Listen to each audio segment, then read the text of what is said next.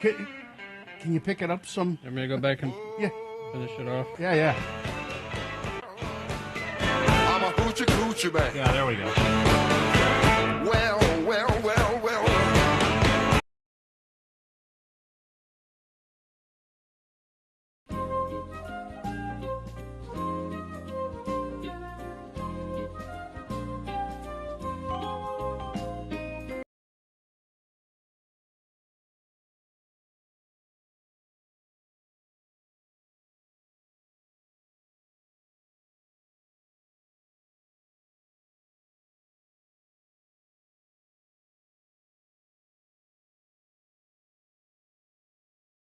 Fits and dope addicts are here. Just a show of hands.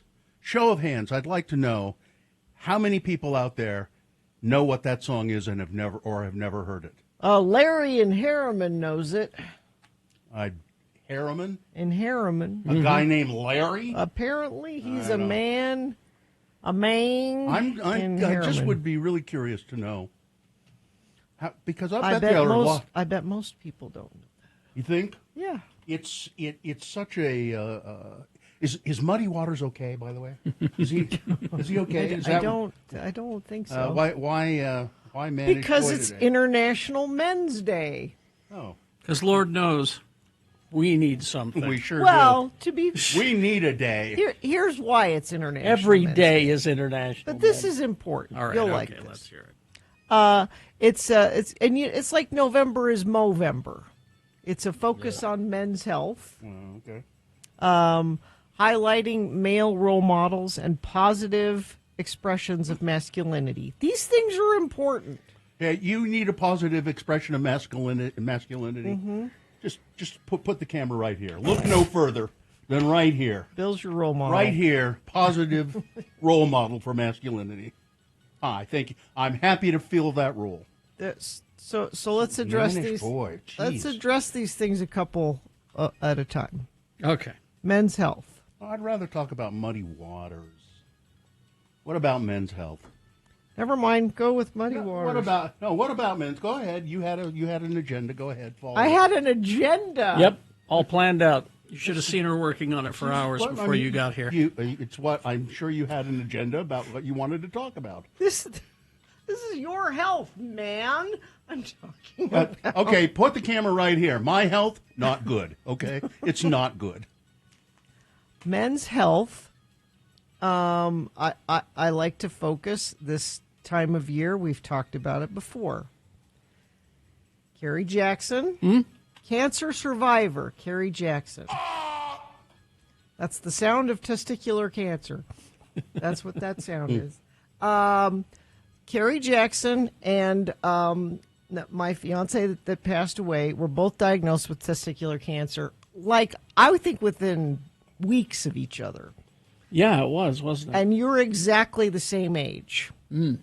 And he passed away from it. Carrie overcame it and has been healthy for years. And testicular cancer, guys, check your balls is what I'm getting at. The sooner you notice something's wrong and have it checked out, the better, because you can have a positive outcome like Carrie did or not. Can I get somebody to check them for me? Nope, you got to do that yourself. Yeah, you've got one ball. I've got one solid ball. The other thing I wanted to highlight is I told you she had an agenda. promoting male role models and positive expressions of masculinity. This is a problem now. Young men not having great role models, and that's how you get angry young men that feel like violence is something that shows that they're masculine. Young man, you need a great role model. Put the camera right here. Right here. Great role model, Bill Allred, right here. Hi. Happy to be it. Well, I've got my great male role model. Who is your... Seriously, who would be... They turn the friggin' frogs gay. Do you understand that? Turn the friggin' frogs gay. Yeah. Serious crap gay. Frogs friggin' frogs. It's not funny. I'm gonna say it real slow for you. Gay. Frogs. That is a masculine man. But excellent point. That's So who are the good male role Do you models? have a male role model? Yes. I mean, really? Yes. Who? Steve Rogers. Oh, Captain America. But I mean like a real person. No, that's But I mean, do you have a real person? What if I were to say Jesus? I wouldn't believe you. that's a whole I would say you are a liar. There are people who would say Jesus. Would you say to them he's not a real person? Well, That's a whole well, other all right then. thing. I would say. There you go. Listen, I don't want to drag this into theology. Do you, Bill? Who's your male role model? Living or dead? Yeah. I mean, the men that I admire have admired. Yes. I admired the poet William Butler Yeats. What about him did you admire? His poetry, mainly. He was kind of an oddball, but I liked his. I don't know. I guess. And living men, my grandfather, who's not alive anymore, but what he certainly was when I was Someone a kid. you knew personally. Somebody that I knew personally, my grandfather, Ralph H. Wheelwright. Ralph Hiram Wheelwright, a kind and gentle man. He was a bigot, but a kind and gentle man. He was gentle with you. It was the old. He was that old-fashioned kind of bigot, Everybody was a bigot back I then. mean, seriously, he was that kind of a bigot. He was, but he All was the a good. cool he was a kids good are man. doing it. He was a good man. it might be a good X poll. All right, if I have to sometime. pick a living one, Or somebody who has been living in your life. Mr. Rogers. Yes, I like Sure, it. why not? Yeah. There you go. But interesting choice because I don't think people would say he's a masculine Oh, man. God, no. How about Muddy Waters? No, you don't want to No? admire him, no. I read his biography. You don't. That song is so good, and it influenced so many things. Oh, yeah. And especially if when you hear the lyrics, he says, "I'm like a Rolling Stone." That's exactly where they got their name, from that song, Muddy Waters. Pretty great stuff. You can thank Muddy Waters for Bo Diddley, Yeah, and you can thank Bo Diddley for We Don't Have Time. yeah. We don't have He time. begat and begat. Yeah. The flip side of that song I've never heard. It was a single, and on the other side was something called "Young Fashioned Ways," which is an interesting title. Muddy Water. That was the flip side of Mannish Boy.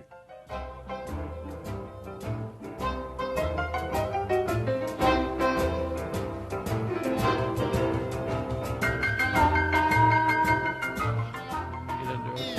I know you think the way I feel. If my hair is turning gray, I know you think the way I feel. There may be snow up on the mountain, but that's far down under the hill. Talented guy. Yeah, indeed. But he was not a nice man. Not very. Best. This has been Farting Around with Carrie, Bill, and Gina on X96, Radio from Hell. Oh, all right. Let's take a break, shall we? 877-602-9696. That's the number to call if you would like to check in with the Radio from Hell show. Have you ever heard about Muddy Waters? Do you ever hear that song? I'd like to hear from people who haven't heard it before and what you thought of it. 877-602-9696. Check in with us. You can also text us at 33986. Trilogy Veterinary Medical Center. Our veterinarian, Dr. Josh Davis, is going to be here this morning. Oh, that guy. 7:45 to answer your questions about your puppies and kitties. But he has opened up his own place, Trilogy Veterinary Medical Center. They are at 9872 South, 700 East in Sandy. I just drove past it the other day. It's a beautiful building. You can go to trilogyvetsandy.com, but we suggest you just go on in there. Yeah. Trilogy Veterinary. We love our pets, of course. We always want to keep them healthy, happy, and full of life. Whether our pets need a routine checkup, like Gina's pup, or urgent care, we trust Josh Davis and his team at Trilogy Veterinary Medical Center in Sandy. They offer compassionate, comprehensive veterinary care. You can just tell he's a nice guy. Well, you can, be listening at great guy. 7:45 this morning. You'll hear in his voice. He's like Mr. Rogers that way. They're very empathetic, extremely skilled, providing thoughtful, personalized care for your pets. Trilogy Veterinary Medical Center in Sandy, privately owned and operated by Dr. Josh.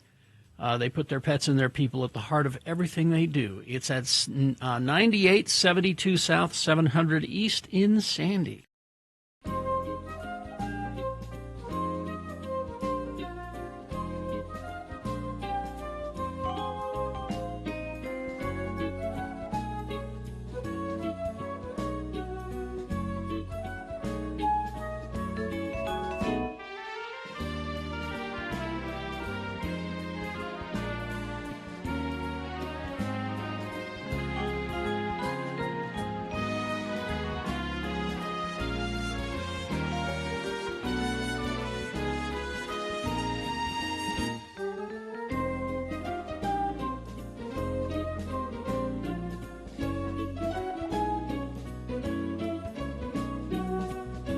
Now, this is going to be, so this is from 2019. 2019. I don't know exactly the day. Six years ago?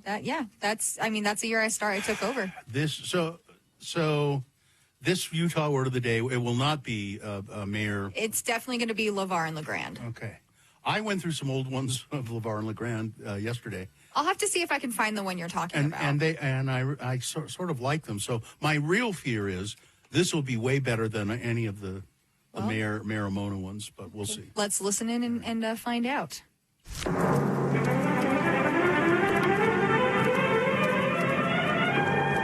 It's often said that the people of Utah speak a language all their own. It's a language that's often confusing and even incomprehensible to newcomers here in the Beehive State. So, Radio from Hell presents a handy guide to help everyone understand how the natives speak. It's the Utah word of the day. And today's word is... Gel. Gel. Gel. And now, at the request of no one, we call on LeVar and LeGrand to show us how the word gel can be used in a sentence. You're clearing your throat in character. I'm sorry, who you talking to? Sorry. That's just called commitment. Okay. What you mean? Made me mambo moo. Apparently we were getting ready to do this sketch. Ducky bumpers. Hey, LeGrand. Okay. I know we're supposed to meet over to the Cracker Barrel for the Tuesday luncheon special. Oh, right. Meatloaf and mashed potatoes. But with your choice, another countryside like a bowl of turnip greens or maybe even some fried okra. All that with your choice of buttermilk biscuit or cornbread served with real country butter. Real country butter. Yep. Delicious. But I can't make it. What? I can't make it. I got court. You got court? Well, that's a hell of a thing. Court? What for? Well, I've been having an argument with my neighbor over a property line. Not a real big deal, but I'm going to have to miss our date. Well, missing the Cracker Barrel Meatloaf special is pretty harsh punishment in and of itself. There ain't no chance they're gonna put you in jail, is there? No, I don't think jail is in the cards. Why? Well, if you go to jail, I ain't gonna spring you. I don't got any money. No way I could help you make bail. You just have to sit in jail. Well, it ain't going to happen. Oh. I spent a bit of my time in jail, and let me tell you, jail, it's hell.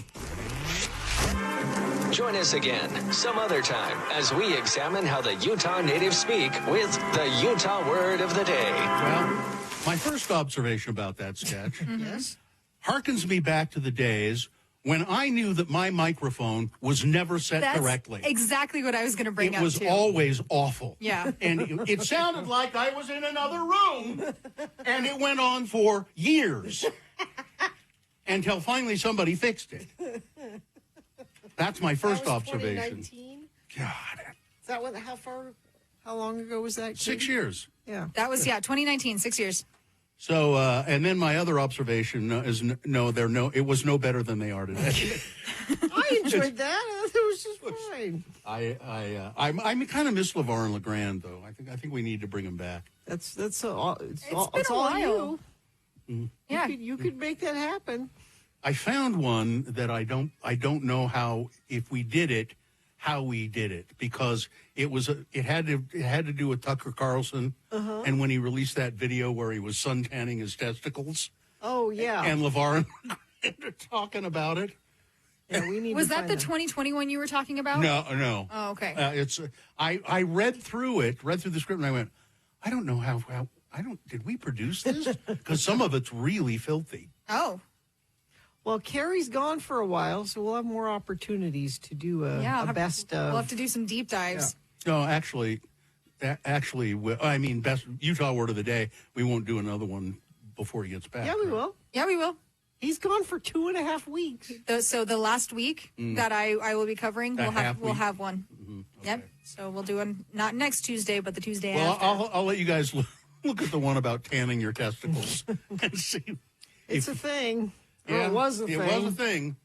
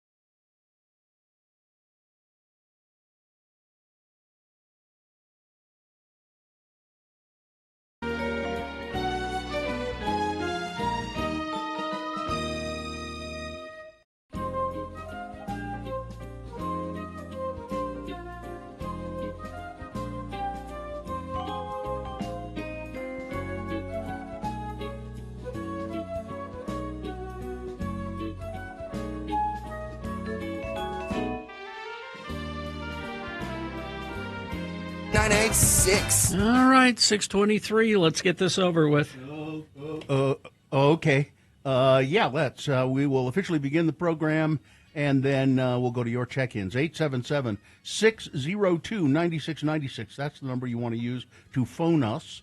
If you want to text us, you can do that, too. It's 33986. Is there a sponsor involved here of some sort, Gina? I'd just like to mention UtahFoodBank.org. If you need help or if you were able to help, you can do all of that at UtahFoodBank.org. And if you're in need of help with things like help with your rent, utilities, different services like that, 211 is a number you can either text or call. All right. The moon is, it's a new moon today. It's just 0% of full, essentially. Today being Wednesday, the 19th day of November, in the year of our Lord Jesus Christ, 2025. It's Have a Bad Day Day. There's nothing wrong or evil with having a bad day, so just have a bad day. It's the discovery of Puerto Rico Day. Oh, look, there it is. What's that over there? I think that was there all along. That's Puerto Rico.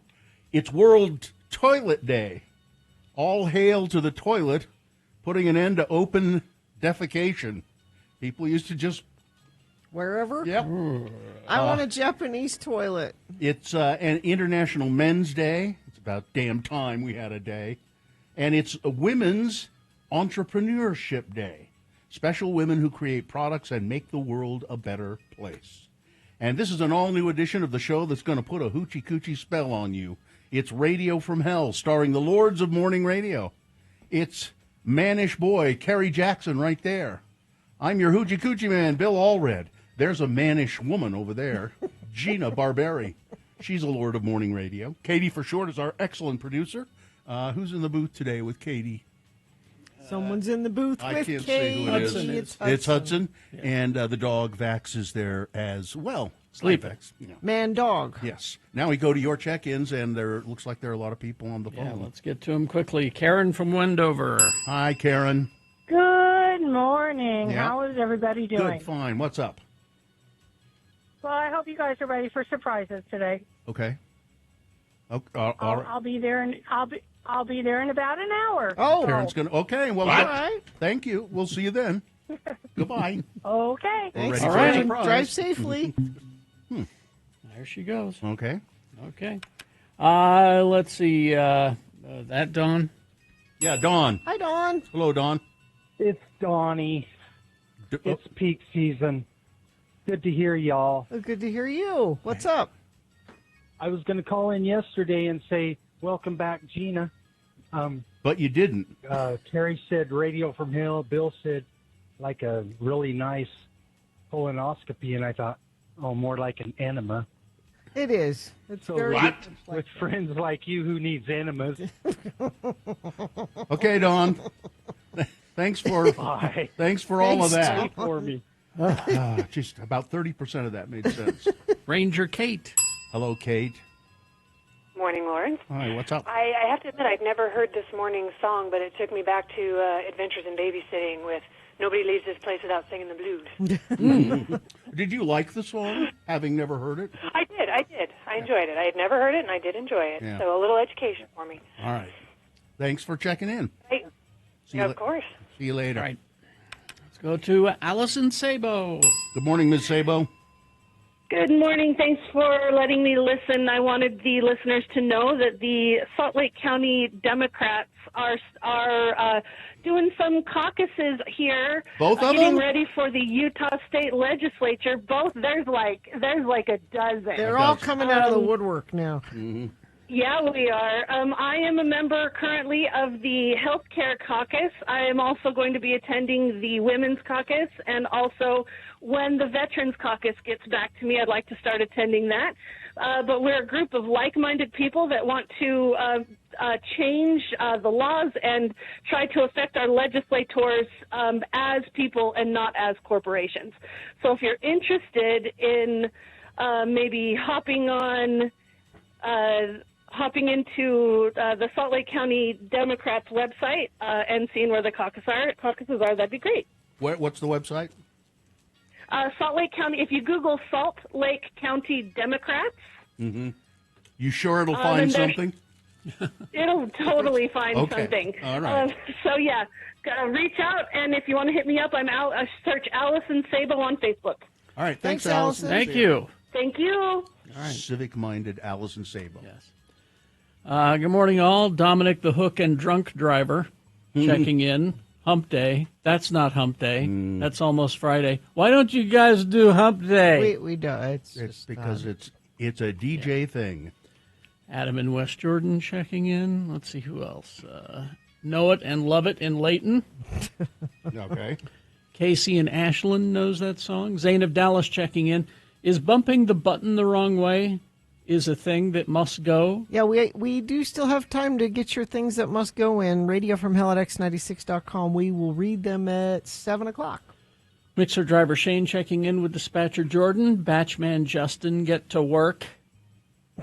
I know this song. Basie Casey checking in. My man health is also not good. Oh, sorry, Casey. Sketchy Blake of Ogden checking in. Just one more week of school carpool duty. Mishak Averta checking in. Apple pie shake from Arby's is mediocre. Mild apple flavor with crunchy sugar and cinnamon on top. Yes, Gina and Nick, you can dip a fry in it. Mike in Nashville checking in. I aspire to be like Bill every weekday. Don't do that. Ed's friend Andy genuinely admires Ed Brass for his tireless defense yay. of the Constitution. That's Yes. a choice. good choice. Excellent choice. Let's see. Jocelyn of Sandy, Johnny B checking in, listening while not regretting not emailing my things, while regretting not emailing my thing that must go. You got time. You got a half hour. Yeah. Get on that.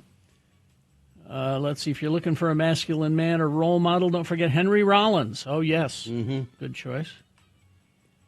Let's see. Brett from chat checking in. I'm hardworking Mr. G. Maheen. Colorado Tony. Good morning, Jen and Sandy. Who is role model? Would make a great X-poll. Yeah, well, next, Katie, will you write that down? We'll do that for Because we'll forget. Dr. Neil, let's see, Tristan from the East West of Jordans, Luis from Harrisburg, PA, Sleepless in Sandy. Looks like everybody's here, so let's get going, shall we? Everybody's here, and if you're driving, you're not having any problems. I'm looking at the UDOT cameras. It is green from Ogden to Provo. Perhaps you're seeing something that I am not. That's quite possible. You should text me if you are, 33986. All right. Thank you very much. We will take a break. We'll be back after these messages and a song with Big Boy News and Frank Christ Presents. Also, Things That Must Go coming up. Boner of the Day. Our veterinarian, Dr. Josh Davis, will be here to take your questions. Beat Gina. All of that coming up and more. Stand by. UtahAdvocates.com. The Advocates, 801-355-5550. They are personal injury attorneys, and they're nice folks. They're very nice folks. They really do want to help you get a settlement from an insurance company, the settlement you deserve. Yeah, they're nice folks, and you're nice, too. I think sometimes people feel like, oh, I'm too nice. I don't need to go after an insurance company if I've been injured. Yeah. It's not about going after someone. It's about you've been injured. Getting what you deserve. People have insurance to cover these things, but you need an attorney to help you do that. So you don't. So call the Advocates, 801-355-5550. In if you've been injured, and they don't charge you for the call. They just evaluate your case over the phone, and if they take your case, you never pay any money out of pocket. They just get you a settlement. That's how it works. So it's 801-355-5550, or you can go online, UtahAdvocates.com. Vaxildan, our radio pup, finally has a sponsor. It's Zero Res, and this time of year brings a lot of dirt and things through your house, damaging your carpets. Vax says book your carpet cleaning appointment today. Not only do you get the 4th room free, but your animals will thank you with extra love. Go to ZeroRes.com today. One of my favorite follows on Instagram is Rachel's SLC History. Her name's Rachel Quist, and she does a whole Instagram page about history of Salt Lake, and she'll post really cool old pictures of Salt Lake and tell you stories about buildings and stuff. Okay. I read this one this morning, and if you go to x96.com/live, there's a picture associated with it. Oh, there it is. Here is the story. About 1900, the year 1900, a rumor emerged of an alligator living in Salt Lake City sewers. What? Salt Lake Hot Springs Sanitarium was a bathhouse, swimming pool, and spa that used hot spring water piped in from Beck's Hot Spring. It's where the Children's Museum No. is, isn't it? It was at 52 West Broadway, now the location of Broadway Media. The Salt Lake City Hot Springs Sanitarium was right here. So wait, we have a spring under it? Yeah, somewhere. Under the building? In April 1902, a young man from the telephone company was sent to fix the phone lines in the basement of the sanitarium. This building. Well, not this What building, used to but be here, but what used to stand on this site. He was deep in the back of the dimly lit basement near a long tunnel that encased the water lines connecting the sanitarium with the Beck's Hot Spring about 2 miles away. He suddenly heard a curious sound and caught a glimpse of a monstrous animal scurrying back into the tunnel. The man's hair stood up. He immediately scrambled out of the basement. The animal turned out to be an alligator named Jim. Jim the alligator. Who'd been living in the sanitarium's basement and water system for the past 2 years. Jim was originally part of an exhibition of 3 juvenile alligators in the front window of the sanitarium in 1899, right downstairs. Once the alligators became too large and no longer cute, they were disposed of. One was killed. Another was sold to the U of U's biology department. This one died 4 months later. His brain and skin are preserved up at the U, apparently. The story told the reporters was that Jim was found to be listless and supposedly dead, so he was thrown into the basement of the sanitarium. Poor Jim. The management denied any knowledge that Jim was alive and blamed its employees who left lunch scraps in the basement for those who must have unknowingly kept the gator alive. Regardless of how Jim became a resident of the basement and the water systems of the sanitarium, it's unknown what happened to him after he was found out. Supposedly, management of the sanitarium organized a posse to search him out and dispose of him. Okay, well, the alligator thing is interesting, but I'm still fascinated about whether we have hot springs underneath our building. And Yeah. if that's the case, why did we plug them up? Well, they said they were piping them in from 2 miles away from a hot spring. Oh, 2 well, then see, miles that's away. what they were coming from. From that area. same- Because there are hot springs. They're Yeah. mostly capped now, but you know, every once in a while, you used to be able to see steam rising from them. Isn't that cool? You should really follow her because she has all these really cool old pictures of buildings downtown. Well, and this stuff. gives me an idea that our new mascot is a gator named Jim. That is really a crappy looking building, though, you got to say. Yeah. I the sulfur baths. It's yeah, it's the sort of place that. Are there people looking out of the window there on the first floor? Oh, I don't know. Is that- ghost. I can't tell. It could be a curtain. So Rachel-SLC-history. You should follow her. Jim, the X96 alligator. Mhm. Sure, why not? I love this idea. It's a new mascot for us.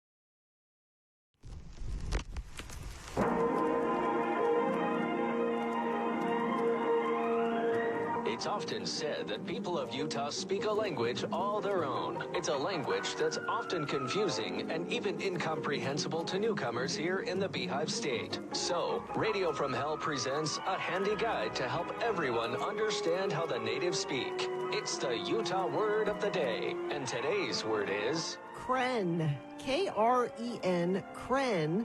And we'll also hear the plural of this word, Krenz. K-R-E-N-Z. Krenz. And now to use this word in the Utah way, here are our Beehive stalwarts, the mayor of Mona, Utah, Don Criddle, and his son, Denver Criddle. It's back to school time for Denver, and he's hoping for one last fun thing to do before the school grind begins. Again, the word is Kren.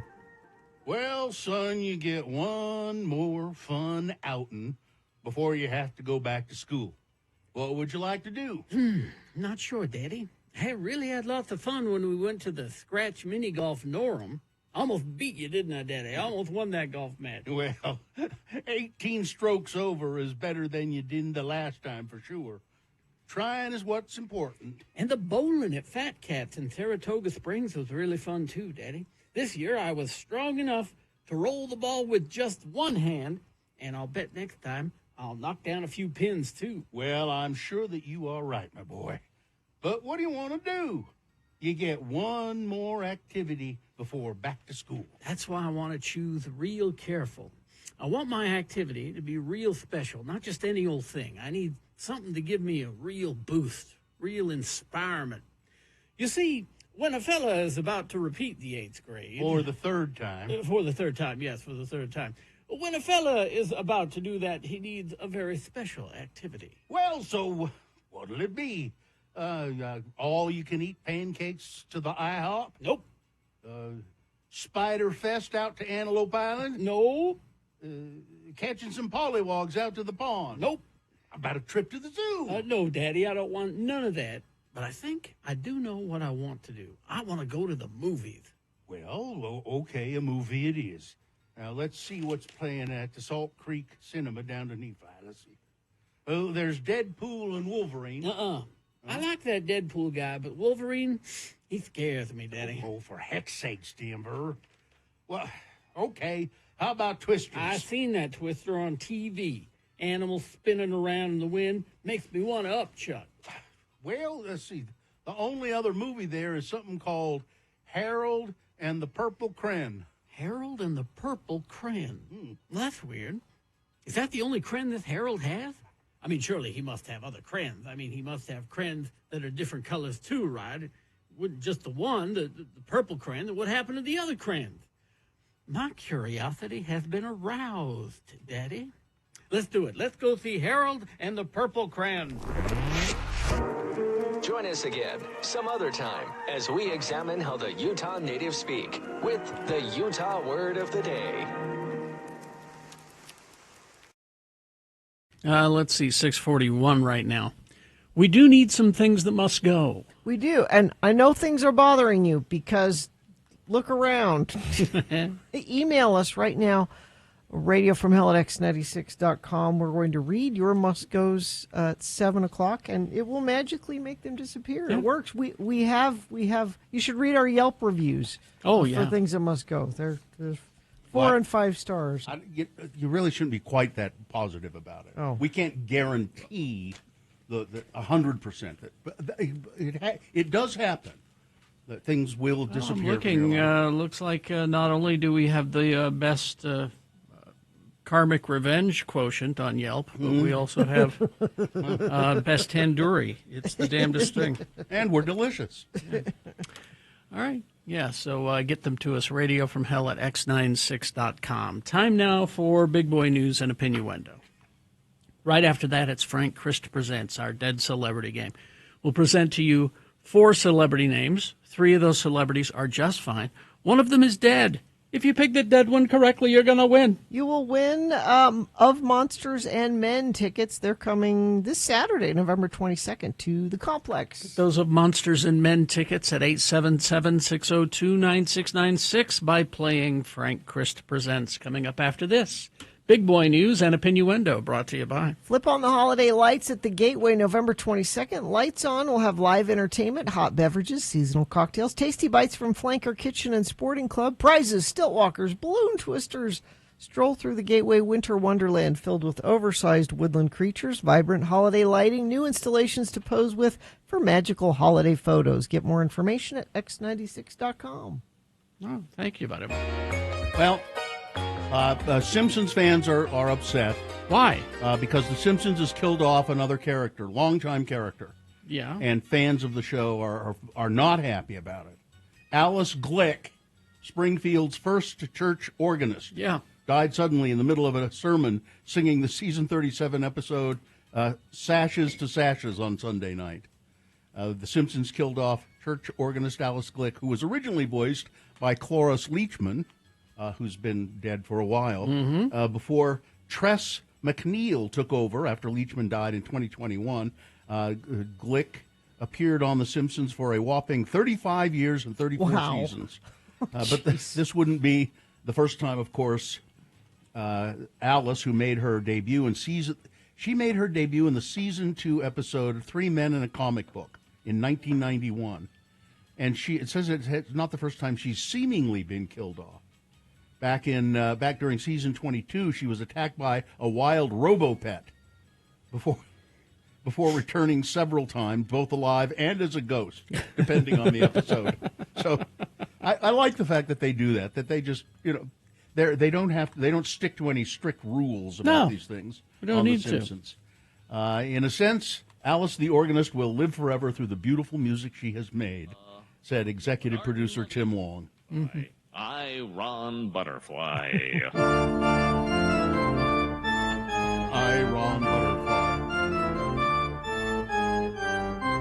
In the Garden of Eden, honey, don't you know that I love you? In the Garden of Eden, baby, don't you know that I'll always be true? Well, let's move on to other things. 2 days before Charlie Kirk was set to speak at Utah Valley University, the head of his contracted security team texted the school's police chief. He said he was worried. The student group that invited Kirk had told Brian Harple that it was aware of some of the campus rooftops being easily accessible. And some of those rooftops were on buildings that looked down on the open courtyard where Charlie Kirk was going to speak. Now, Mr. Harple, who was a police officer before starting his own private security company, knew that posed a serious risk. He asked UVU Police Chief Jeff Long if the school could have officers patrol that or allow Mr. Harple to assign one of his guys to be there. The chief allegedly responded, "Well, don't worry, I got you covered." That's according to Harple. Harpole held up his phone to show the text exchange. Oh, well, there is a text exchange that the UVU police chief says, don't worry, I got you covered. The episode featuring what is believed to be the first interview with Mr. Harpole, this is on something called The Sean Ryan Show, has given, this is the first interview he's given since Kirk's assassination. To his knowledge, Harpole said no one from UVU ever ended up being assigned to check the roofs or be stationed at the doors, and no one from his team was allowed access. Seems pretty clear that somebody just was lazy, didn't do anything, and I don't believe anyone's lost a job over this yet. Yeah, they're either lazy or they didn't feel like that there was anything to worry about, or sad news: a longtime favorite at Hogle Zoo has died. Oh, no. Nikolai, a 15-year-old Amur tiger, died Friday after having been diagnosed earlier this year with urinary and bladder issues. During a veterinary exam in October, the zoo found that Nikolai had an enlarged bladder and began a treatment plan. However, the tiger's condition failed to improve, and that led to his death. Nikolai became a resident of the zoo in 2018, according to zoo officials, and played an important role in conservation efforts. He and Sasha, the zoo's female Amur tiger, were paired together, although they didn't have any cubs. They just chose And not to. For Katie... in this economy? They wanted to be dinks or tinks. It stinks. Yeah, it stinks. I was trying to put T for tiger in there somewhere. But, this story for Katie: a great horned owl that fell into a concrete mixer is now on the road to recovery in southern Utah after the Best Friends Animal Sanctuary took it in. According to the organization, the owl came in with dried concrete covering 25% of his body. In the 40-year history, the group says it's the first time they've ever seen a thing like this. We reached out to other wildlife rehabilitators and found they'd never heard of an owl falling into a concrete mixer before. After doing some research, our team came up with a plan to help the owl in the least invasive way possible. They give him 20-minute daily baths. And there's a picture you can see, x96.com/live. And he's apparently recovering and doing well. He's able now to fly again, and he'll fly to a perch. Oh, that's good. And they're figuring that he'll get better and better, and they'll be able to release him into the wild in a few months. Nearly 20% of Utah's measles cases in the past year have occurred in recent weeks. As a multi-state outbreak continues to spread across the Southwest, with major state hospitals now serving as exposure sites for the highly contagious disease. So if you're unvaccinated and you think something's wrong with you and you need to go to the hospital, don't if you're unvaccinated. Because that's where people are catching measles, apparently. The Utah Department of Health and Human Services has identified St. George Regional Medical Center as one of the main exposure sites for the current measles outbreak that has affected Utah, Arizona, Texas, Oklahoma, and New Mexico. Well, it's been great fun in Washington, D.C. the last day or two. Has it? Donald Trump welcoming Crown Prince Mohammed bin Salman, Saudi Arabia's autocratic leader, to the White House, hailing him as a protector of human rights. What? And a frequent phone friend. And in a remarkable Oval Office outburst, Donald Trump defended him against a U.S. intelligence report that he had ordered the murder of a journalist. It was an intelligence report that came out during his last administration. It was a chummy scene that underscored the president's desire to maintain strong relations with Saudi Arabia during a tumultuous period in the Middle East. Trump's defense of his guest obscured the Crown Prince's role in cracking down on domestic dissent and in the killing and dismemberment with a bone saw of Washington Post columnist Khashoggi in 2018. We've been really good friends for a long period of time, Donald Trump said. We've always been on the same side of every issue. And then a reporter had the guts to ask about the killing of Khashoggi, and Donald Trump just because it was our own intelligence agencies that said he made it happen. He ordered it. Yeah, he came unglued. Yeah, Trump came unglued and said, "Who are you with?" Fake news. ABC fake news. This is a good man here. He told me he had nothing to do with that. He had nothing to do, and that's all it took, huh? When he said this Khashoggi, Trump said of Khashoggi, apparently a lot of people didn't like him.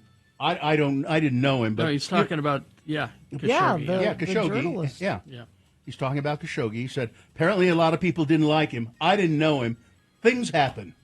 Things happen. And then he said, "You're being rude to our guest." Yeah. You know, our murderer guest. You're being rude to him. Yeah. But this is all fine. And it's all fine, of course, with the mixing of politics and profit making during Trump's second term. It's really just gone way beyond anything imaginable. There are deals being made right now for huge developments the Trump Corporation will be making in Saudi Arabia. It's just shocking, absolutely But shocking. Hunter Biden sold some art. ProPublica has investigated this is a big story for ProPublica. Online influencer Andrew Tate, a self-described misogynist who has millions of young male followers and was facing allegations of sex trafficking women in 3 countries when he and his brother left their home in Romania to visit the United States. The Tates will be free. Donald Trump is the president. The good old days are back, Tate posted on X before the trip in February. By the time the Tate brothers arrived by private plane to Fort Lauderdale, Florida, they found themselves in the crosshairs of law enforcement once more. But Donald Trump is a powerful ally, and he has intervened in the investigation of Andrew Tate. We were talking earlier about male role models. Yeah. These guys, unfortunately, there are a lot of young men who think they're great and follow them. And just quickly, J.D. Vance has gotten 2 years in prison for threatening the vice president. Really? Yeah. There is a guy. Oh, a different guy. Named James Donald Vance. All right. And he has been convicted of making threats against J.D. Vance and Donald Trump on social media, and he's going to be jailed for that. It's very odd, isn't it? Sports weather traffic. Jazz lost last night to the Lakers. Again, there is no defense being played. 140 to 126. Let's see. They play Friday against Oklahoma City. Mammoth also lost last night to the San Jose Sharks, 2-3. They play Golden Knights tomorrow at 7. University of Utah men's basketball, they won 85-77 over the Fort Wayne Mastodons. You like that that mascot? Here's one you'll like even better. Tonight, Weber State Wildcats, 8 o'clock, playing the Campbell Fighting Camels. Yeah. I need a sweatshirt with this logo on it, please. The Fighting Camels. The Fighting Camels. Weather. 46 right now. We've got just a 20% chance of showers today. 57 for a high, overnight low 38. Kind of the same pattern we keep for the next few days. Just a small chance of showers and staying in the mid-50s for highs. Traffic, let's see if we've had anything crop up. It's been a pretty good commute so far, and it looks like it remains so. If you see something, please share it with us via text at 33986. Frank Chris. Hello, everyone. Hi, Frank. Frank Christ is here. He is here to play the game we call Frank Chris Presents. They're fine. They're just fine. It's our dead celebrity game. It's where a contestant has the opportunity of cashing in on the death of a celebrity and winning a prize. Oh, so many precious celebrities I've taken. I know. Frank is he's a reaper, a grim reaper, a morose reaper, I might say. Yes. He's a skeletal figure. He carries a scythe, and he goes to the scene of a celebrity's death. Now, Frank does not kill these celebrities. No. He would never do that. Oh, no, I love our precious celebrities. But it's his unfortunate duty to go to the scene of the death and take the celebrity's essence, if you will, their soul, whatever you want to call it, the mortal coil that they have shuffled off, and take it to the distribution center. And what happens after that? Oh, I don't know. That's above my pay grade. It's hell. It's hell. They go to 99%. But Frank loves these precious celebrities. Oh, everything they say and do is right. We all want to be just like them. So, do we have John Boyd? Oh, well, yeah. Do we have a contestant? Looks like Nathan is here. Nathan, how are you today? I'm fine, just fine. That's good, Nathan. Now, Nathan, If you can identify the dead celebrity on this list, you'll win a prize. And what is it, Gina? Tickets to Sea of Monsters and Men, Saturday, November 22nd at the Complex. All right, Nathan, Frank has given me this list because it's Women's Entrepreneurship Day. He's given me a list of actors who are in movies about successful businesswomen. Now, 3 of the actors on this list are, as Frank Well, that's says, just fine. but one of them Frank has taken, and you identify that dead celebrity, you will win the prize. Are you ready to go? I am. All right, Nathan. Number 1 on the list, Holland Taylor. She won an Emmy Award for her role as Judge Roberta Kittleson on The Practice. Her other notable TV credits include starring roles on Bosom Buddies, The Powers That Be, and The Naked Truth. She was in Baby Mama with Tina Fey as the vice president of a grocery store chain.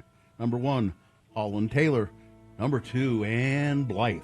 She began her career in radio before moving to the stage and then to film. She was in the musical films The Student Prince and Kismet. She also did a lot of TV shows, Wagon Train, The Twilight Zone, and Kraft Suspense Theater. She was in a movie called Mildred Pierce about a mother who builds a restaurant empire from scratch. Number 2, Anne Blythe. Well, number 3 is Diane Keaton. Of course, she won an Oscar, 2 Emmys, and a Tony Award. She was in the Godfather series. She was in Woody Allen projects like Play It Again, Sam, Sleeper, Love and Death, and Annie Hall. She was also a very accomplished photographer. She had a role in a movie called Morning Glory about a female TV producer trying to revive a struggling morning show. Number 3, Diane Keaton. Finally on this list, Valerie Perrine. She was Honey Bruce in the film Lenny and won the Cannes Film Festival Award for Best Actress and was nominated for an Academy Award. Her other film appearances include Superman 1 and 2, The Electric Horseman, and Slaughterhouse-5. She was in What Women Want, about a top woman executive at an advertising firm. Number 4 is Valerie Perrine. All right, Nathan, one of those actors is dead. Which one is it? I believe it's Diane Keaton. Yeah. Yep. Yeah, pretty easy to too get that one. soon. She died just a couple of months ago. Valerie Perrine is on Carrie's Deadpool. Oh, is Yes. she? Yeah, she's Miss 82. Miss Desmucker. You know, Anne Blythe is 97 years old. Oh, but she's fine. She's fine. You know, part of the reason she's fine, she was for a long time the spokesmodel for Hostess Twinkies and Cupcakes. Exactly. She's preserved very well. Exactly. Well, Frank, congratulations, Nathan. You've won the prize. Say thank you. Oh, thank you. You're welcome. Hang on, and Katie will tell you what to do next. So many celebrities I have to check on today. Oh? Oh, so many of them are having birthdays. Dick Cavett. How old is Dick Cavett? Yeah. 89 today. Oh, okay. Yeah. You know, I like Dick Cavett, but I hope I don't get sent to pick him up because he'll just talk your ear off. Isn't that Donahue Christ that will get him? No? No, Dick has also been in movies. And, Yes, he's done quite a few yeah. things. Robert Downey Christ. Ted Turner's 87 today. Oh. I thought he was gone. I don't think we can't say his nickname. Oh, on he's the so air. gray, I'm going to colorize him. Good night. Goodbye, everybody. Goodbye. The usual gang of misfits and dope addicts are here. One. There we Oh, go. hey. Just one accident, northbound I-15, just south of Bangor Highway, but things seem to be moving well even in spite of that. No other slowdowns to tell you about, and I don't think you've sent in anything. But you certainly can if you see something, and I will pass it along. 33986. All right. Let's see. It's 7 o'clock right now. We'll take a break. We'll be back after these messages with your list of things that must go. Stand by for that. KXRK Provo. RandLife.com/X96. Well, the holidays are here, and they're not right around the corner. They're actually here, I think. And if you want some extra money for holiday spending, Rand Life can help you out with that. They're a local mortgage company, and they can show you how to get money out of your house. If you have equity in your home, Rand Life can help you get the money out of your house for holiday spending. They have this 5-day HELOC program. That's Home Equity Line of Credit. You tap into your home's equity and they can get you that money in as little as 5 days, which is remarkable. And then use that for whatever you want. There's no restrictions on it. You could use it to pay off high-interest credit card debt. You could use it to buy presents for the holidays. Maybe you want a new TV for the big football games that are coming up. So that's what Rand Life can help you with. That 5-day HELOC, that's almost unheard of, getting that kind of money in 5 days. Go to randlife.com/X96 for more. The X96.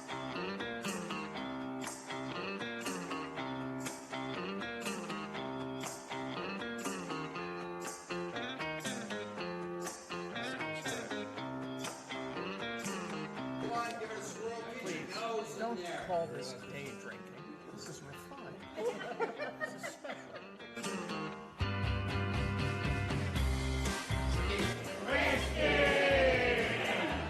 Cheers, everybody.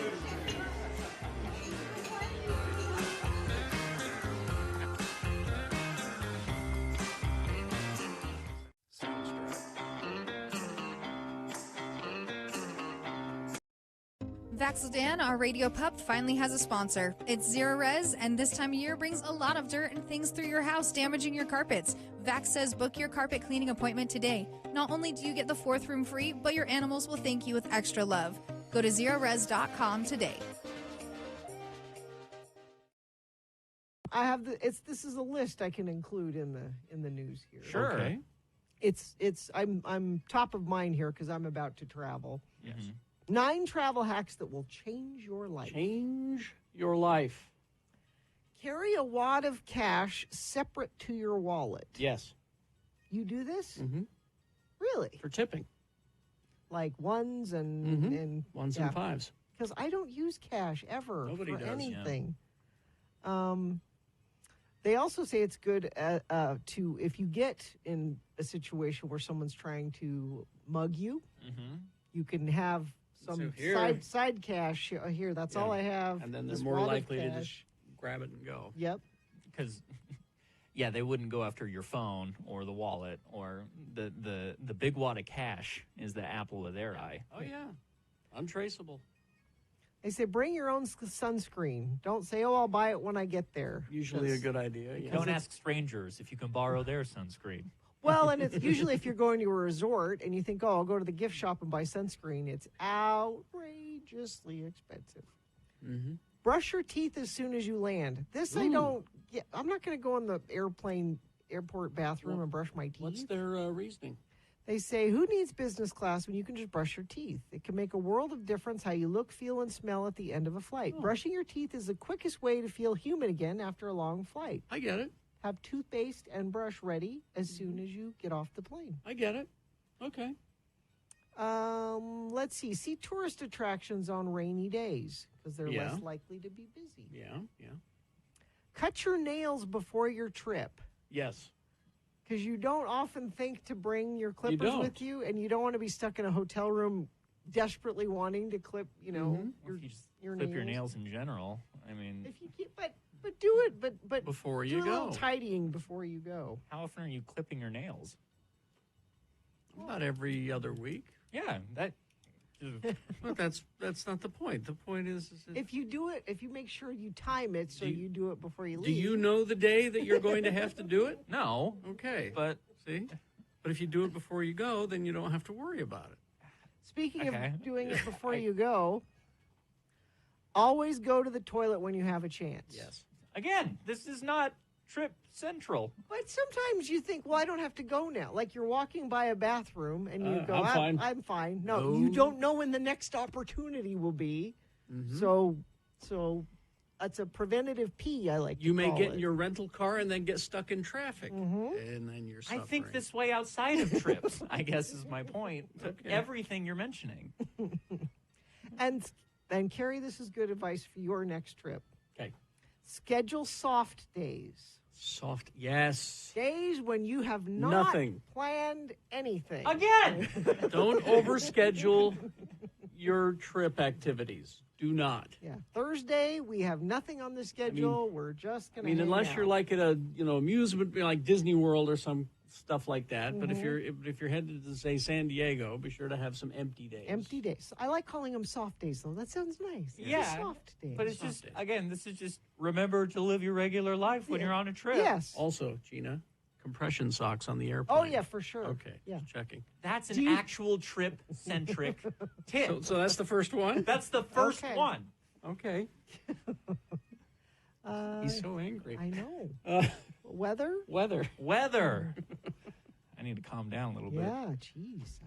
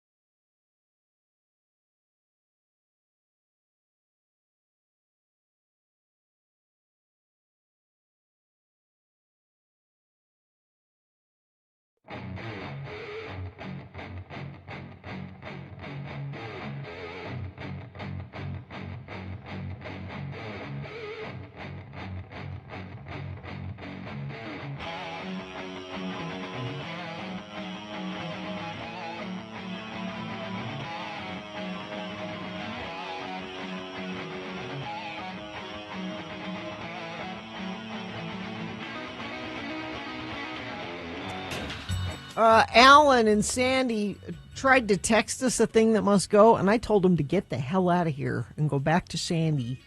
And email us. You need to be nice, Gina. Email us your things that must go. Radio from hell at x96.com. I was just confused. You get your ass back to Sandy.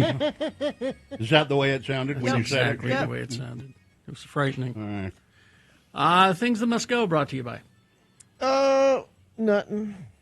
Things that must go on the radio. From Hell Show. These are things that are bugging you, our dear friends of the program. We like to help you out with them. So when you send things that must go to us and we read them on the air, we put our minds to it. We wish really hard that these things will disappear from your life. And I think it helps sometimes. It might make you feel better anyway. So if you have a thing that must go, just put it in an email, radiofromhell@x96.com, and send it off to us. Put must go in the subject line. Let's see, I'll start today. I have one of my own. News shows, when they do this. Yes. So the anchor of the news show says, the prime interest rate is likely to fall later on today, perhaps by as much as 2%. That's according to the head of the Fed. Bob Nelson has the story. That's right, John. The head of the Fed said today that the prime interest rate is likely to fall perhaps by as much as 2%. Please. Are there more details? There might be, but you don't need to repeat that. That just drives me crazy. Well, I blame John for that. John? Yeah, the guy who introduced him. Oh, that guy. Took his story. Yeah, He knew that that's what the story was going to be, right. but the guy who introduced him stole it from him. Stole his thunder. It's probably somebody who's writing it for them. Yeah. So that's must go. Anyway, let's see. This one says, now this opening line is kind of confusing. I'm going to read it as it's written, but it says, what must go is my new office mate being so nice and authentic that I can't seem to say her the minor things that bug me in our new shared space. I think what she meant is I can't bear to tell her the things. She's very nice, she's very authentic, and I can't bear to tell her the things about her that bug me. So here they are. Very loud clacking keyboard. That is teeth chattering when she bangs types all day. And the keyboard is pink with big keys. Speaking her to-do list out loud to herself. Loud talking on the phone, and then she wants to tell me the conversation that I couldn't help but overhear. The deliberate laugh snort that is supposed to convey to the other person she is trying to be funny. The absurd amount of decorations now on her side of the office and desk. Please make these things go away, or give me the courage to risk telling her these peeves. I would go back to the opening line. It says here she's very nice and authentic. I don't think she's very nice if she does all that stuff. This one says, you can use my name. What really must go is people listening to music or watching videos in public places without headphones. It happens everywhere. The airport, the doctor's office, public transportation. Enjoy your audio privately, please. Let's not normalize this. That's from Dr. Mike. And then finally, this one, the page is stuck. There it is. Good morning, lords and lady. You may use my name. It's Ruth. I am 14, almost 15. I have a few things that must go.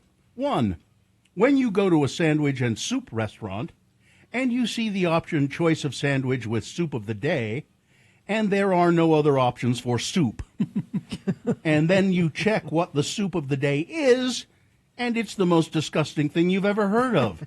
This must go. And number 2, my dad using Gina's full name instead of saying Jesus Christ. So instead of swearing, when he wants to say, he says Gina Barberi.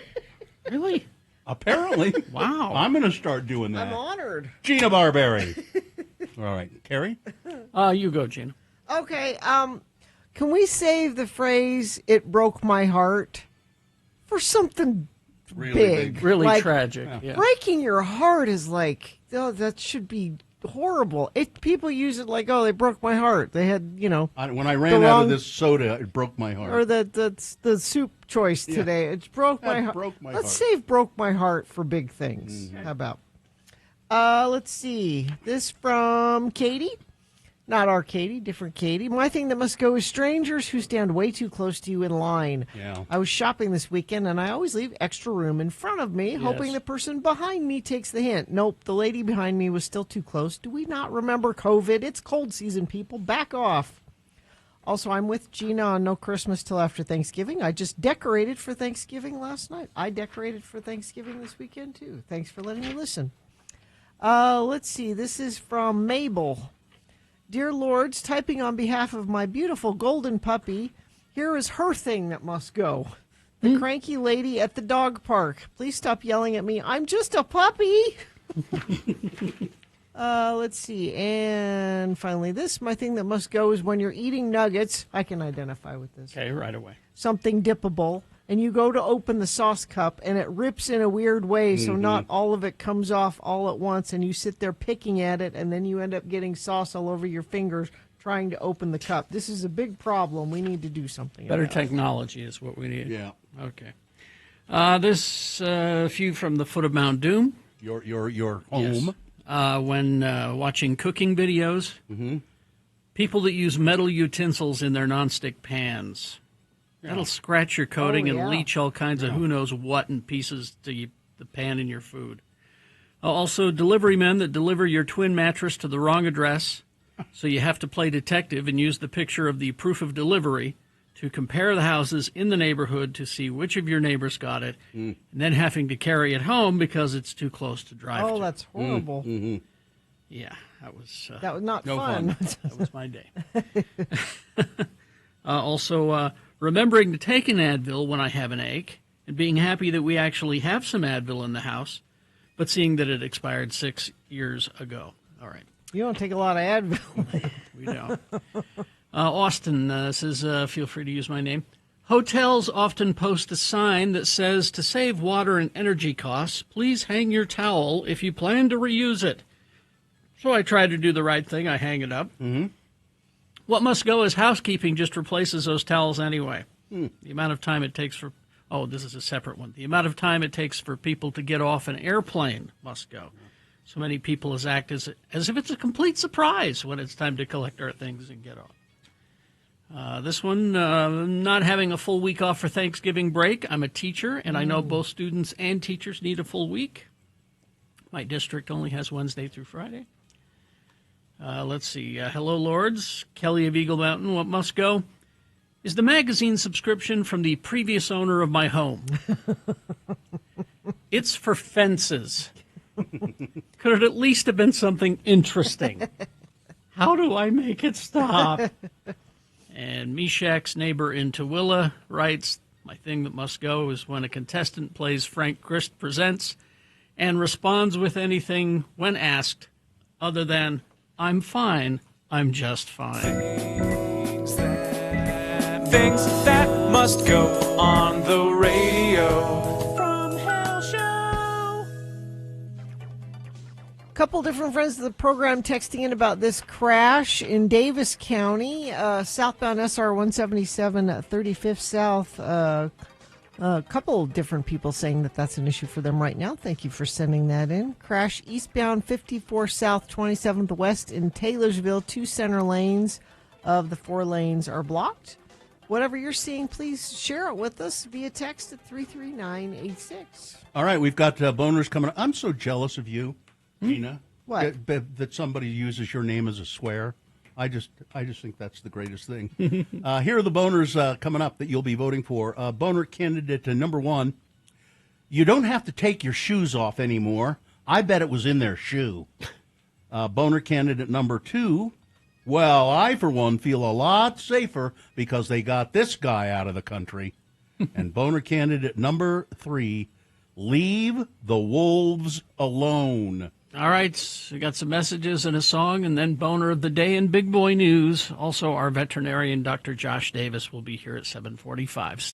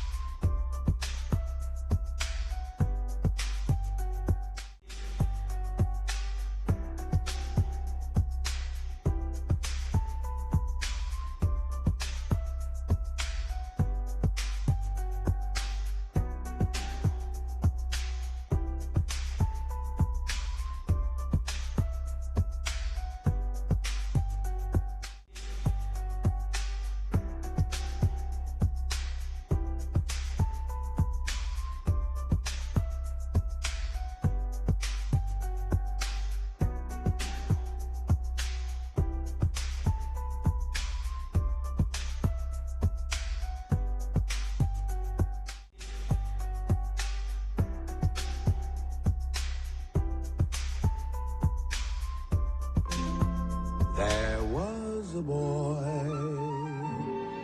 a very strange enchanted boy. That's Kyle Brown, the very strange enchanted boy. Longtime friend of the program, almost from the very beginning. And when he was just a kid in high school. And he's now an adult man. And we found out that Kyle had contracted ALS, which is Lou Gehrig's disease, and it's fatal. And it gets worse as it goes along. Kyle can't speak very well anymore, so he's been sending us letters. This is number 57, by the way. 57 letters? 57 letters, and we're thinking about ways to maybe compile these all in one place so people could read them all. There's a possibility we could get them printed. If you work in a printing business, contact us here, and we'll talk about something like that. But this is the latest letter from Kyle. It says here, please refer to me as Emmy nominated. Well, Kyle Brown. All right. Which he was nominated for some sort of sports special thing. And, at the ESPYs. Yeah. He says, I remember last fall watching the leaves fall from the trees and wondered if I'd ever see leaves again. Well, the leaves are back, but I won't see them change colors and fall. I got to see my daughter graduate via a webcast. My next goal, 4th of July. Working in the bike industry as I have for over the past 10 years, I've accumulated dozens of bike industry-related T-shirts. I really haven't bought T-shirts or socks in about 9 years. I almost feel silly wearing them now, being a cripple, but no sense buying new shirts. That would be a waste. No one knows what they mean anyway. We gave a bunch to the DI. I wanted to give more, but my wife, she wouldn't let me. I'm afraid my clothing will sit in my drawers and in my closet for years to come. Let me know if anyone needs size small T-shirts. Although it was very difficult for me, I'm glad I ended up going to New York. That was for the Emmy ceremony or ESPY ceremony, whatever. I'm glad my wife and my son got to experience all that they did. New York was lovely and nice people. Of course, we were in an upscale part of Manhattan, 2 blocks from Central Park. My son wanted to ride the subway and see giant New York rats. My wife wanted to sit in a cafe eating pastry on the sidewalk, seating, and stroll through Central Park sipping a latte. They both wanted to get all dressed up and go out. They both got to do everything they wanted to, and I was happy. Our flight attendant on the way to JFK Airport was David, a wonderful person. He was the fortunate one to welcome all passengers and let them know that the flight entertainment system would not be working during our 4-hour flight. Oh. We chatted with and got to know David during our flight. A few years ago, he had stage 5 kidney failure, and he was told that he would likely die. He needed a kidney, a transplant, which was difficult to find, to say the least. So he set out to find one. He put up signs around town and on his car, as well as social media campaign, and he found a donor from a total stranger, someone just being kind. I know that's hard to believe, but it's true. There are news stories about David online. We talked about something that I've said here a few times. We both wish that people could experience being given a death sentence, deal with it for about a month, and then have it rescinded and go ahead and live. Because when you know there's no tomorrow, it changes today. It changes how you act and react to everything and everyone. There's no way to emulate it or pretend. You have to experience the real deal. Everyone, take care of your body and your mind, and take care of your neighbors, too. Cheers, Kyle. Look over there. Go.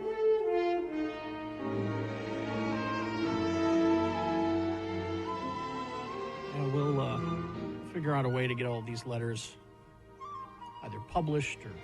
They'll be available in one form or another. And we should make it a fundraiser of some sort. I talked to Kyle's wife about that, and she's not necessarily in favor of that. Oh, okay. All right. Well, we'll work it out. Let you know.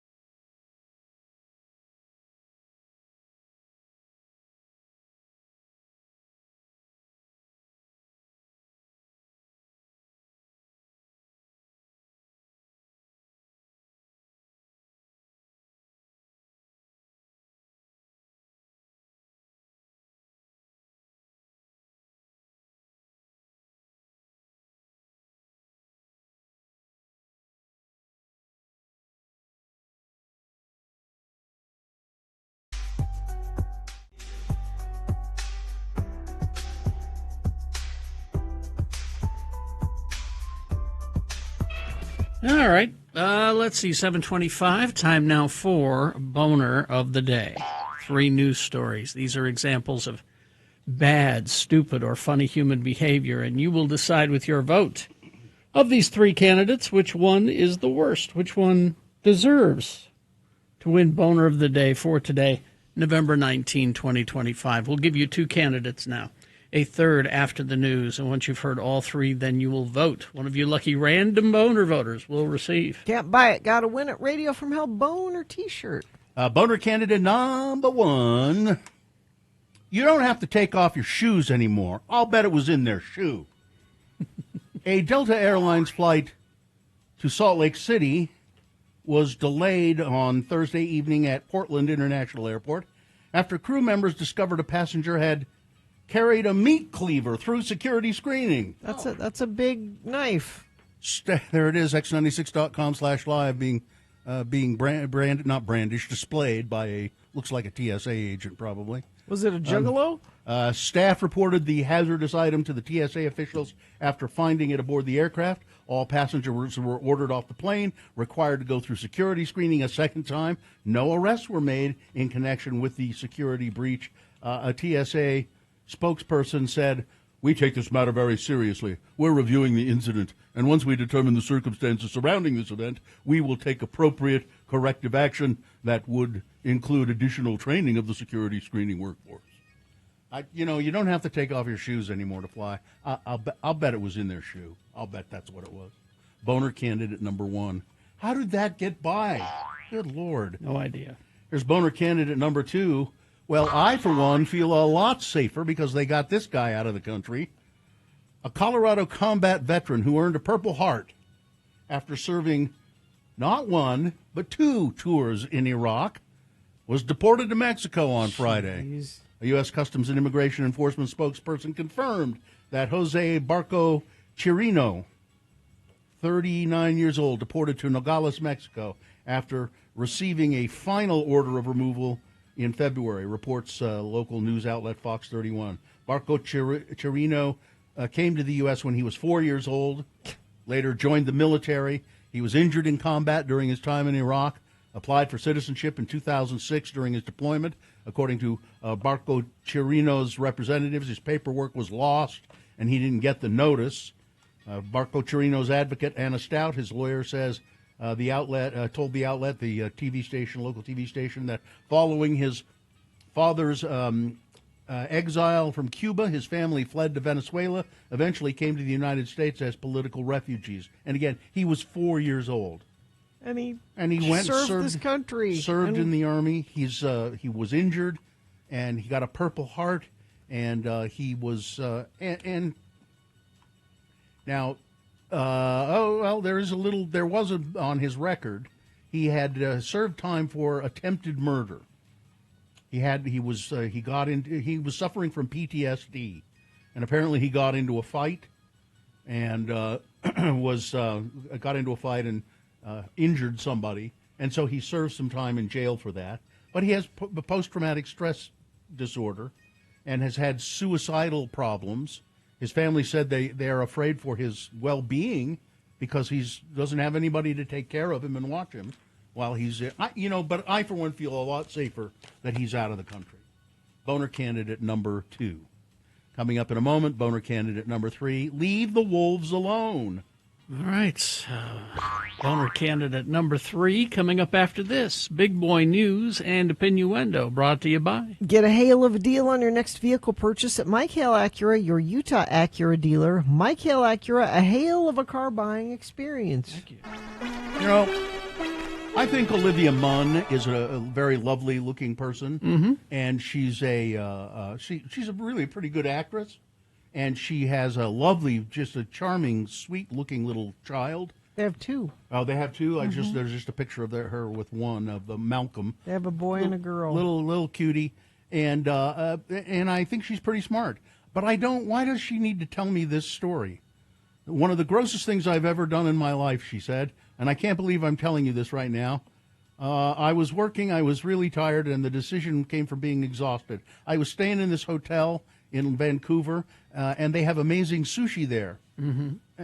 And so I needed to take a bath, and I also needed to eat, so I put the sushi next to the bathtub. And I had the bath going, and I got busy, and I came back, and I was in the bath, and then I started eating the sushi from the bath. And it made me sick, and I got food poisoning, and I was throwing up all over. And then she just goes on to describe all of this. And I just, don't, Olivia, you've just... I don't need to know. We didn't need to know that. She says, I love a bath. It's a quiet time. You just get to relax, but I'll never eat sushi in the tub again. I hope not. Let's see. A federal appeals court has rejected Donald Trump's attempt to revive a defamation lawsuit against CNN, calling his arguments, quote, meritless. Yeah. The 2022 suit objected to CNN's use of the phrase "the big lie" in reference to the president's lies about the 2020 election being stolen. Because it's a big lie. It's a big lie. A three-judge appellate panel affirmed a Florida judge's 2023 ruling that Trump failed to prove falsity, a necessary element to demonstrate that someone had been defamed. Let's see. Go to this story. That's another story about Donald Trump lashing out at a reporter from the network, the ABC network, who asked why he's not released files about Jeffrey Epstein. I think you're a terrible reporter, Trump told ABC News White House correspondent Mary Bruce. She's also the one who asked the question about Khashoggi's death. The president said, I don't like your attitude. You ought to go back and learn how to be a reporter. No more questions from you, he said, where in the Oval Office, where he was meeting with Crown Prince Mohammed bin Salman. Trump's tirade came shortly before the House of Representatives voted overwhelmingly in favor of a bill to compel the Department of Justice to release all of the Jeffrey Epstein records. You can't let that happen to me. Trump doesn't need to wait for Congress to pass a bill. Yeah. He could just order the Department of Justice to release more Epstein files. And so Mary Bruce said, why are you waiting for Congress to release the Epstein files? Why not just do it now? Because he could. Well, as far as the Epstein files, I have nothing to do with him. I threw him out of my club many years ago because I thought he was a sick pervert. And I tell you something, I think the license should be taken away from ABC because your news is so fake and so wrong. We have a great commissioner, and I'm going to ask him to look into that, the FCC commissioner. Yeah. I'm president, and you're not. Boy. Let's see. Immigration enforcement operations in Charlotte, North Carolina, and they had the gall to call it Operation Charlotte's Web. You see, because a lot of thought went into that. I think it's the daughter of the person who wrote Charlotte's Web, the children's book. E.B. White? E.B. White, that's right. I think E.B. White's daughter said, stop saying that. Stop using the name Charlotte's Web for this inhuman ICE operation. Angry crowds surrounded ICE agents in Charlotte, demonstrators. They were very vocal. Now, I don't believe it got violent. No. But they were very vocal. Get out of our city, F you, get out of our effing city. One protester kept screaming, waving his arms. The mayor of Charlotte has said, please stay calm, please don't be violent, but record everything. Yeah. Record everything. And that's what the protesters are being taught by organizations that are helping with these things. Don't cross the line. They want that more than anything, so don't. Dozens of residents and advocates for the poor and religious clergy gathered on the edge of a field to protest plans for what they call a mega shelter for those experiencing homelessness. Holding signs, they stood on the edge of a driveway on 2200 West on Tuesday and spoke out against the plan for a 1,300-bed campus that state leaders have praised as a way of getting people off the streets and into support services. But critics say it will not accomplish what political and business leaders think it will. They also questioned ballooning costs to taxpayers when that money could help unsheltered people in other ways. They announced a letter signed by more than 1,300 organizations and residents that will be sent to members of the state legislature in an effort to halt the project. But I'm sorry, they have it in their mind that this is going to work, that this is the thing that they should do, and they will not be swayed. Yep. They just won't be swayed. Loved ones and community members are desperate to find a missing Utah woman, and their search has led them to California's Central Coast. The longtime companion of Danielle Staley, a 35-year-old woman from Holiday, is breaking his silence and speaking out since he reported her missing back in November 7th. I'm going to find her, Alex Nunez said. I won't stop, bro. I'm not stopping until I find her, and I'm not going anywhere. I'm right here. The 62-year-old Nunez said he had nothing to do with her disappearance. Absolutely not. 100%. God is my witness. I have nothing to do with it. Everybody's asking that question. It's pretty obvious. The boyfriend, the husband, we're the number one suspect all the time, and all I want to do is try to help find her. Nunez reported her missing the day after she was last seen at the beach at a bonfire in the area of Rio Del Mar, California. Tooele School was placed on hold. So what's going on at the Deseret Peak High School in Tooele? They found cocaine in the restroom. Wow. At a high school. Wow. At a high school. Is it the one next to the teacher's lounge? I don't know. It was in the girls' bathroom. Pretty bizarre. Let's see. I don't want to do that. We'll do that. Oh, Gina, this is for you. It's the headline is mainly for you. Okay. Catholic Church is going to focus on mental health awareness during a year-long campaign. I think the Pope has said we really need to do that, and so I think it's a good idea. They should look at the mental health of all Catholics. I think. I like this Pope. Yeah, no, that's not what he's. No. They're announcing. It's a campaign focused on helping improve the mental health of all the people of the world. He had a bunch of bishops put out a video of pro-immigration. You know, we're here for you, kind of thing. He keeps saying, cool. please treat these people humanely. You know, he's very much into that. And finally, this. I just want you both to know that the street style for the week is leopard pants. Leopard print pants. That's street style. The street style. I guess I can't go out on the street. Then. You got to get some leopard print pants. That's the style of the week. All right? Okay. All right. All right. Weather, traffic. Yeah, 46 right now. High of 57 expected today. Only about a 20% chance of showers. It'll be cloudy. It'll look like you'll look up and go, you think it's going to rain? It's probably not going to rain. Probably not going to rain. But where's winter? This is what we're wondering. 38 for an overnight low. We stay in the low to mid 50s with this slight chance of showers continuing through Friday. And then things get sunny for the weekend. We're still in the 50s, but not much of a chance of rain. So we're waiting for winter. We would like it to happen now, please. Could we make that happen? Let's see, traffic. Let me refresh this, give you the most up-to-date information that I have. Crash northbound I-15 off-ramp 200 north. Oh, that's in Cedar City. You might be listening in Cedar City. You might be. You've got the app. Yeah. You can listen down there. Crash northbound I-15 at the I-80 interchange. Right lane blocked there. Crash northbound I-15 just south of Bangerter Highway, milepost 289. And crash southbound I-15, let's see, this is around 106 south. What are you seeing out there? You can text us 33986. Why spend stupid ticket prices for concerts when you can experience great live music for much less at Salt Lake's coolest, most intimate venues? Don't miss indie darling Nico Case Wednesday, November 19th at Eccles Theater. Get tickets at thestateroompresents.com. Here's boner candidate number 3. Leave the wolves alone. Yellowstone wolf watchers were gathered in awe early in October, looking at a pack of at least 5 black wolves roaming through the sagebrush near Lamar Valley. But the crowd soon saw something unexpected. They were all looking at the wolves with their binoculars, and there was a man who began walking toward the wolves, getting to within 50 feet or so. There's a video of the incident of this guy doing this. So one man from Vancouver, Washington, Keith Krebs, began filming as the wolves bounded toward the man. A long white scarf flapped around the man's neck. He turned back to face the approaching wolves, and then the wolf in the lead picked up speed as it ran downhill toward the man. This could end badly for the guy, somebody off camera says. The man started waving his arms, walking toward the wolf pack.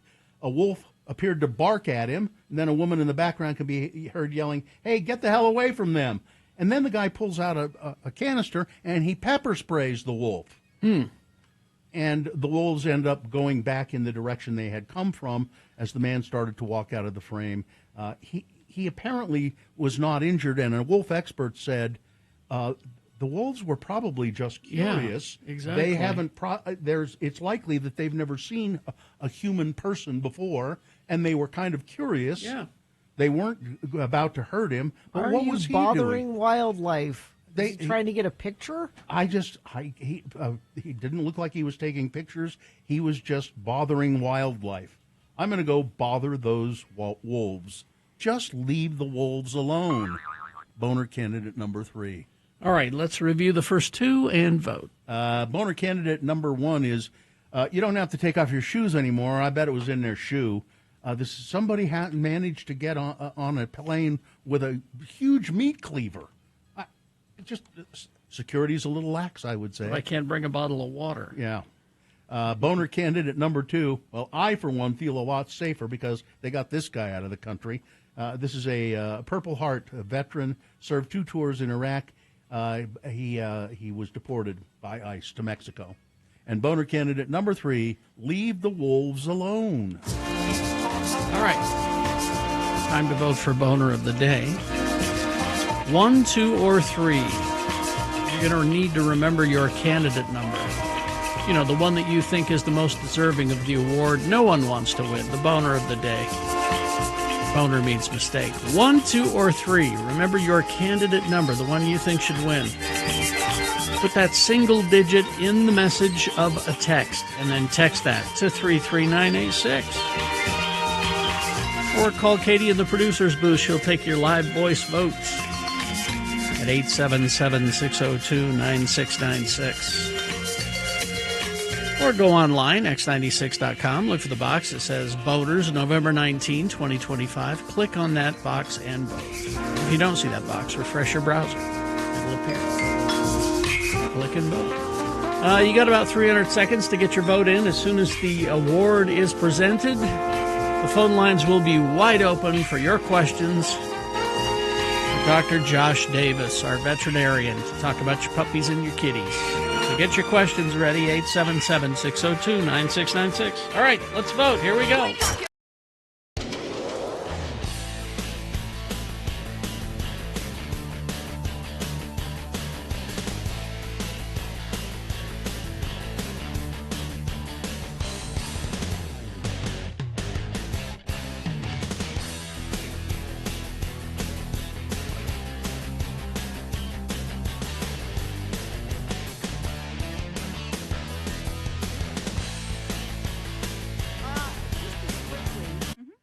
I thought it was a list, but it's a survey. Oh, it's a survey. Okay, I won't play the list bit. I don't know how I feel about being surveyed. Oh, that's okay. The survey's been done already, Bill. You can just comment on. I think I know what you will say about this survey. Really? According to research, half men, 50% of men, admit that women who wear a lot of makeup repel them. No, I love it. No, you I don't. love that I know makeup. you I love it caked on. I want women to make their makeup look as whorish as possible. St. Ives conducted research that included 1,000 women and 550 men. They found that 40% of men think that women generally wear too much makeup. I like it when they wear so much makeup. I like it when they wear makeup on their face and even make up their hands and their arms. 45% of the male participants saying that all the makeup women wear is the stuff that turns guys off completely. Not far behind makeup in the turn-off department, 33% say fake tans. Yeah, I could understand that one for sure. Bright red lipstick came in at 5%, and lastly... Ooh, I love bright red lipstick. That actually kind of surprises me. Lastly, faux eyelashes and thick eyebrows. I don't understand. Okay, so I've seen a lot of, not a lot, but there is a certain trend for women wearing eyelashes that are so big. Yeah. Too much. Yeah, now, I have fake eyelashes. Oh, okay. But they don't But look they look fake. fine. Like No. it, do they? I only wore fake eyelashes for my wedding, and they were like the magnetic ones with the eyeliner. These are just a natural. It's just supposed to look like You know what would make them I look have better? mascara on. You know what would make them look better? is if you wore bright red lipstick. So you're telling me, Gina, you don't want a big fan over your No. eye where you can't. Have you ever seen those blow in the wind? It's so funny. And it's hard to keep your eyes open. Yeah. I don't get it. I don't get why they do that. It's just too I feel like they'd be super uncomfortable because I don't like eyelashes in the first You know place. what I like? Speaking of facial hair on women, I like, the monobrow. I'm really You're into. who was it? It was one of the Breakfast Club people that had the monobrow. One of the Breakfast Club. Like Ali Sheedy or Ali Sheedy? one of them. I don't remember who it was, but had the You monobrow. were into the monobrow. Oh, Brooke Shields had the monobrow. I mean, she had good eyebrows. She actually had monobrow for a while. Then her mother made her fix it, I think. I think women wear makeup because they like makeup. Yeah, I a don't lot of it is think, that. I don't think women wear it because they think This men will are going bring to a like man. this. Yeah. I mean, like, I wear mascara because I am a redhead, so my eyelashes are red, so it looks like I don't have eyelashes. Your So eyelashes are red? Well, yeah, my hair's red. My hair's red. That's freaky. It's the same with my leg hair. I don't want to know about your... It's a leg. Don't go any further with this. So I wear black. I mean, technically, I should wear brown to make it look more natural, but I do wear black mascara to just look like I have something there. Now, what about? I mean, I don't mind a little makeup on. It's like if you're going to go out to dinner. Yeah. And you come into the room and your wife has put on a little bit of makeup. You go, oh, a little bit. That's kind of nice. Well, I was going to say, Gina, I know I could see your eyeshadow and stuff, but it's very subtle, and I do like it. I only put a little bit on. Yeah, and you don't need it. You don't need a lot. I wear a tinted moisturizer. I don't do foundation. Yep, fair.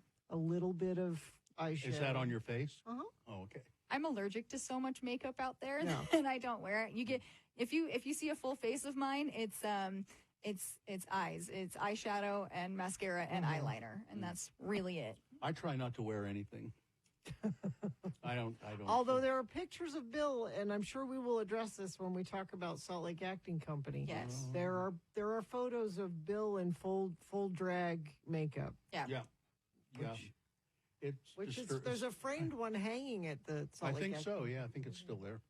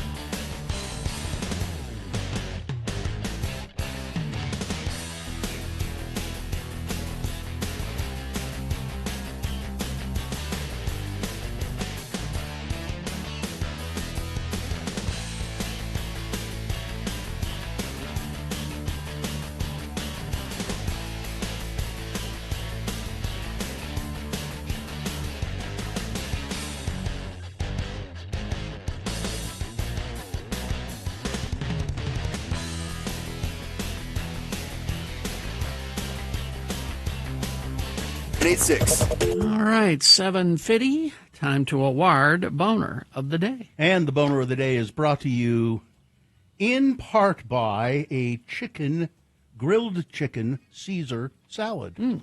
And Black Velvet Boutique offering fun, sexy gifts, adult toys, lingerie, and expert advice. Black Velvet Boutique open 7 days a week, 595 South State in Clearfield. Well, it was a fight between Boner candidate number 2. I, for one, feel a lot safer because they got this guy out of the country. and boner candidate number 3, Leave the Wolves Alone. Each one of them got over 100 votes. But the winner, with 165 votes, boner candidate number 2. Well, I, for one, feel a lot safer with this guy out of the country. All right. That's your boner of the day for today, November 19, 2025. Now qualified to be boner of the week. Is this sponsored? Who do you trust to provide medical care for your pet? That guy. When your pet needs a checkup or urgent care, we trust our friends at Trilogy Veterinary Medical Center in Sandy. Visit trilogyvetsandy.com. Yeah, that guy, Dr. Josh Davis, right there. Standing there as tall. How tall are you anyway? 6'7". 6'7". Yeah. Dr. Davis is a veterinarian, and he's the guy who runs the Trilogy Medical Center? Veterinary Medical Center. Yep. Veterinary Medical Yep. Center. And he can answer questions about your puppies and kitties. This is free advice. So 877-602-9696 is the number. And we'd like to know the name of your pet and what the problem is. And we already have a couple of calls. We do, but if you are put on hold and it hangs up on you, call right back. We are still experiencing a few problems with our phone. All right? Okay, let's begin with Sarah. Hello, Sarah. Good morning, Sarah. Hello. What's your dog's name, Sarah?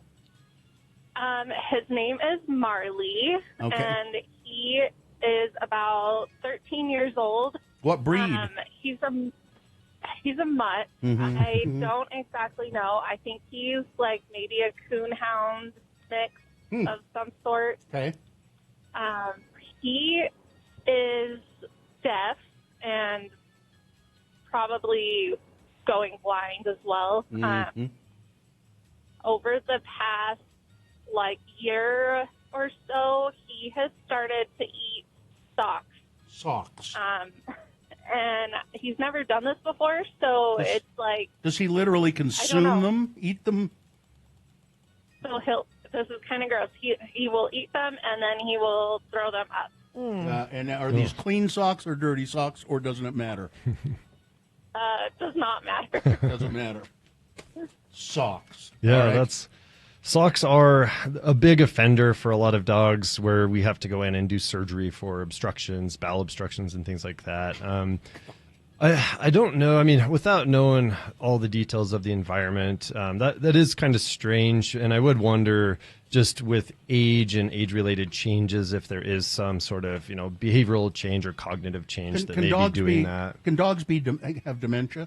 They can, yeah. They can get cognitive decline. It is described in dogs. It's harder to kind of see and manage because it's slower over time. But there are some dogs that do kind of exhibit those signs. They'll just sit and stare at the wall. They'll just bark at nothing sometimes, and can kind of have that sundowning like people with Alzheimer's have. So they can do some strange things. So in your case, I would wonder if it's something like that because it's generally a younger dog problem to eat things they shouldn't, rocks and socks and you name it. I mean, I've seen dogs eat just about anything. So one of the biggest things is to the best of your ability is trying to control the environment. Just So pick up the damn socks. Don't let him get them. Control the environment to the best of your ability so that there's not things available to be picked up. And I know that's not always 100% possible, but doing your best there.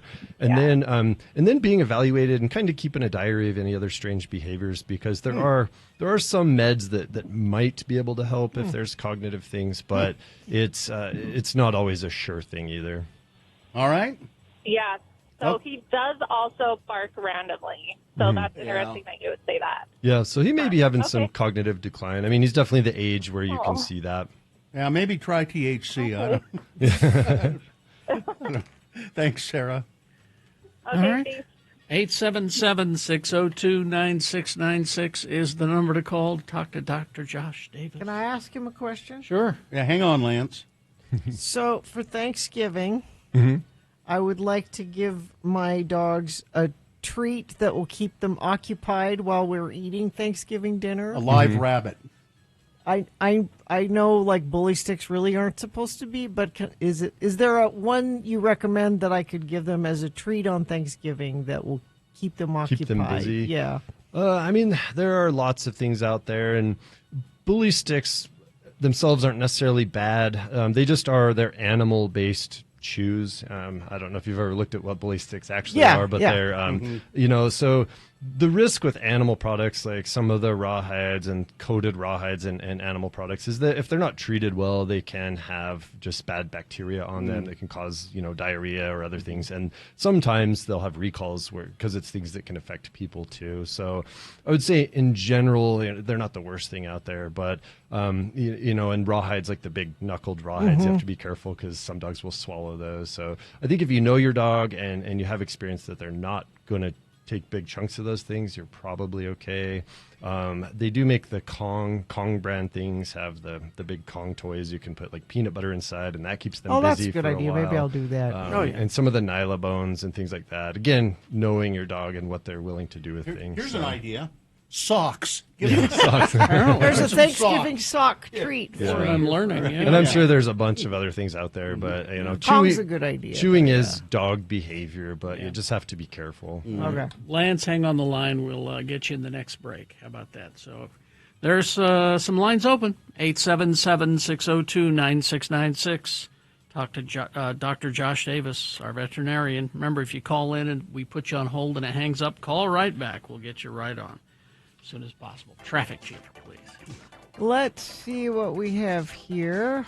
Crash northbound I-15 30th South in South Salt Lake.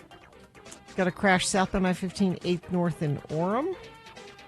I thought we had a friend of the program says major police activity 7th East 33rd South closing right lanes. Not sure what that is. If you're in the area and can give us more details on that, we'd appreciate it at 33986. All right. Thank you very much. 877-602-9696 is the number to call to talk to Dr. Josh Davis right now. Mike Hale Acura. You can't put a price on peace of mind, and at Mike Hale Acura, they agree. They are introducing the Mike Hale Complete program. I wish they'd had this when I bought my last of 3 Acuras I've bought there. This is great. When you purchase a new or precision certified Acura, you'll be enrolled in the Mike Hale Complete program, which includes paintless dent repair, windshield repair, key replacement, and more. For 3 years, free of charge. It's just you buy a car, you get this. And if you've ever lost a key and had to replace it, those smart keys, they're pricey.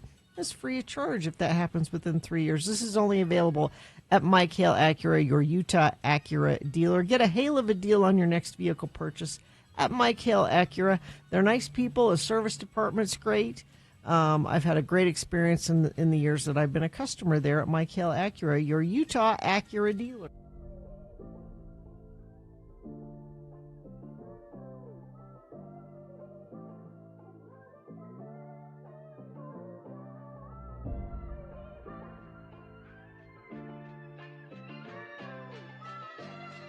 Hey, listen, I was wrong, or maybe I was right. Yesterday, we were talking about TV shows, and I was saying that show, The Watcher, and I watched 2 episodes of it, and my wife and I, we didn't care for it. Just went, nah, it's not that good. Not going to watch it. Well, I don't know. We needed something to watch last night for some reason, so we watched the 3rd episode. And I went, oh. Okay. Now you get it. Now maybe. And I want you to tell me a little bit about the real story. Okay. But I said, oh, yeah, okay. And as a matter of fact, as the episode went on, I said to my wife, I'm getting queasy. Yeah. Just because something's going to happen that's just icky. Now, I can tell. Have you seen your friend in it at all yet? Yeah, she's been in and gone, and I won't tell you how. Okay. But Margot Martindale. Now, so I liked it, and I'm going to keep watching it. But then I saw something online today. It said people are upset with the finale, and they think it stinks, the last episode of The Watcher. But I'll find out for myself. But I don't really know the real story. So the real story is there is no ending. The real story is the family moved, and they never found out what happened. Did they? So the TV show that you're watching, they try to tie it together, but in the real story, they still don't know who the Watcher is. So I don't want to give anything away, But in the real story, do they find out about the history of the house? Yeah. And creepy stuff about the history of the house? Okay. Yeah. Because that's in the third episode, there's the last third of it, you just go, oh my, yeah. Yeah, that's why this got it. If it were just a story about, we got notes in our mailbox and that was weird. If that's all it was, it wouldn't be a TV Well, I was show. wondering if the real story was that, and then they embellished it. No, I mean, there's embellishment, of course. Because if that happened in real life, they just got notes and notes and notes, that'd be pretty creepy. But Yeah. So, but this is not an embellishment, or you don't. I mean, I haven't seen. You don't it. know what the event they describe is. But there is a history with the house. And in the TV show, they try to tie it up. Whereas in real life, it's just like, well, we'll never know. I'll try to. Unless you're going to watch it, or you probably don't care. Off the air, I'll tell you what happened. Okay. Okay. And then you can tell me if that jives with the real story. Because it was creepy. Speaking of, I mean, if we still have a second, Carrie. We got about a half second, sure. Bill, you did the story yesterday about these 4 friends that were out biking and found in the river. Oh yeah, their bodies were found in the river. Well, not just their bodies, their dismembered bodies. Yes. Oh, it didn't say that. Yeah, this is a new detail that has come. Their dismembered bodies, and new S has come to light. They were not just going out for a bike ride. Mm-hmm. They were going out to steal stuff. On their bikes? On their bikes.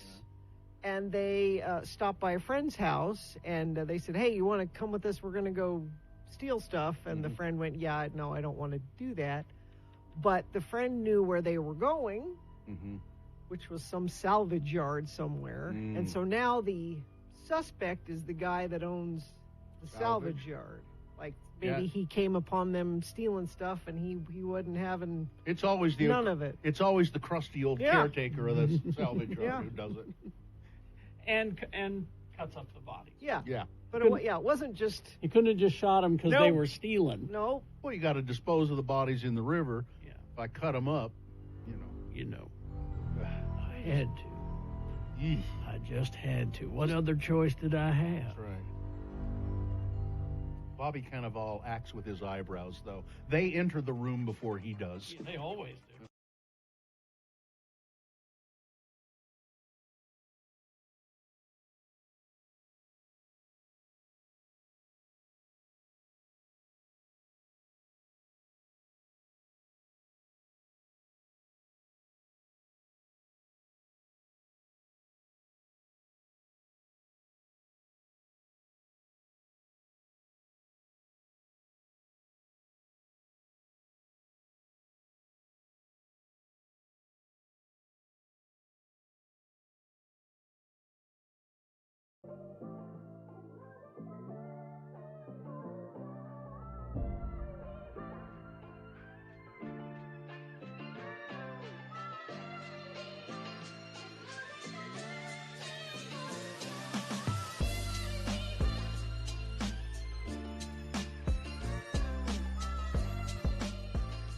So, you want to see my bowling shoes?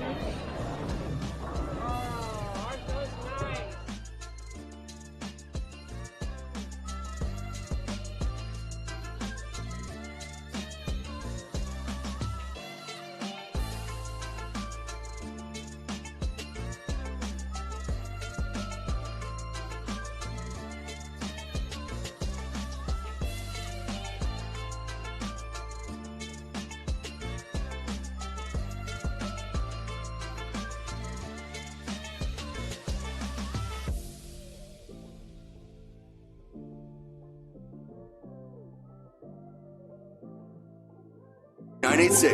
John in Midvale says he doesn't have any pets, but he's thinking about getting one.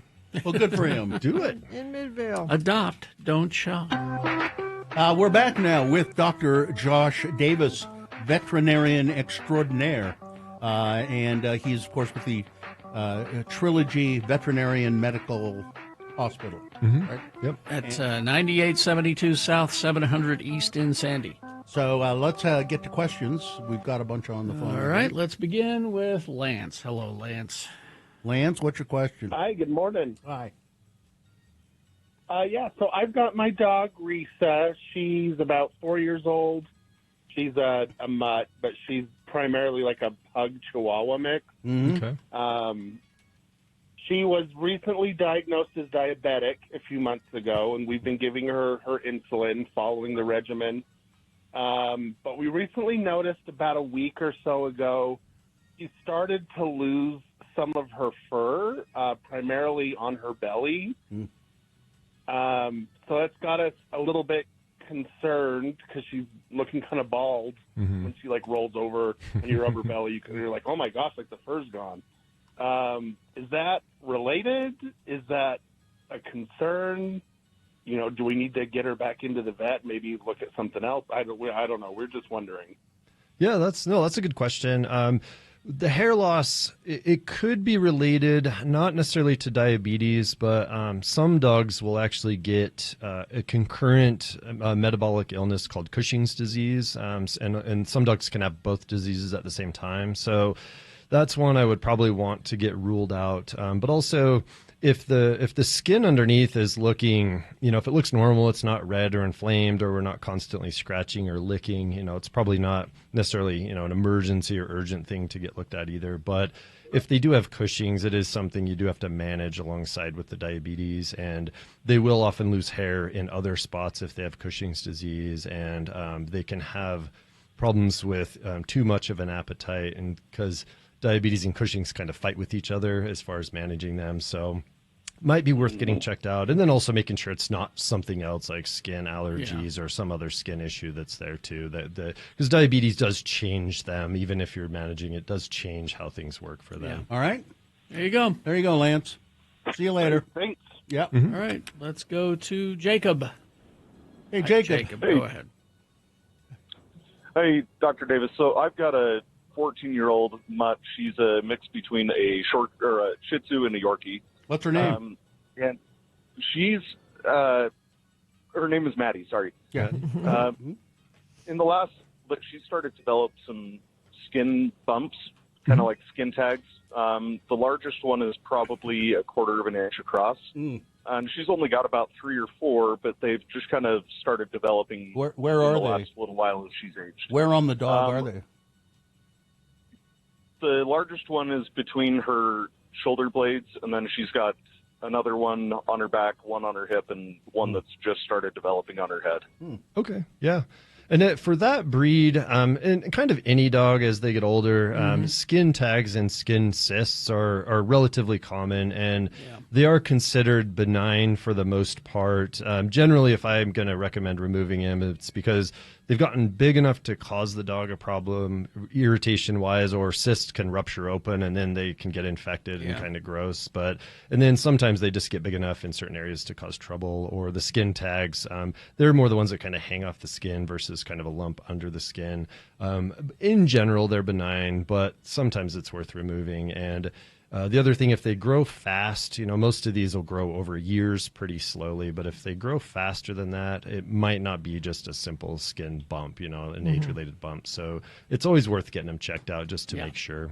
All right. Cool. Thanks. All right. Thank you. See ya. All right. Let's go to Amy. All right, that's good. Amy, hello. Good morning. Hi. Good morning. Hi. So my dog Louie and I are going through it. We're trying to determine what kind of fungal or bacterial infection he has. So he's on 6 different medications and has become really suspicious of me because I keep giving him pills. Been there. And so I'm just checking all my resources. I mean, we're doing steak, hamburger, chicken, and I'm just wondering if anybody has any other tricks to getting pills down a dog's throat. Just out of curiosity, what are we treating for? We don't know. Oh, we don't know. Okay. What are the signs that you're working on? He has necrotic skin. They removed a necrotic lymph node, high fever. But one of the pills is enrofloxacin, and it's huge, and I don't want to shove it down his throat. Yeah, and that's that one's an antibiotic. I mean, so it sounds like it's probably important to get that in there. And you do have to be careful giving them a bunch of like the things that you're talking about, just in case they can get some GI upset. But they do make, I mean, there's lots of products out there. There's pill pockets. There's there's also a paste. So it comes as a paste, and you can it's like Play-Doh, and you can mold it and put pills in it that way. There are also, you can get like gelatin capsules to kind of hide things in and hide the taste of them. The Kong brand makes like a peanut butter, like little squeezy cheese peanut butter thing. Sometimes that can be helpful. They're really good at, though, eating all the yummy stuff. Oh, they can, yeah, and for leaving sure. the pill behind. And leaving the pill. Sometimes you do have to just what works get it with back mine there. is not shove it down their throat, but get it far in the back of their mouth. And then if I just hold my hand under the muzzle. no, not like closed, but if you just put your hand under their chin. Oh, really? Yeah, so you don't have to hold it. At least that's what I've found. If you just hold it there, they will usually. Yeah, so, swallow some it. dogs that will work for. Isn't there some kind of gun you can just shoot it in there? There are pill guns. Probably are. if it's a bigger dog like this, they're Yeah. not going to fit inside of those very well.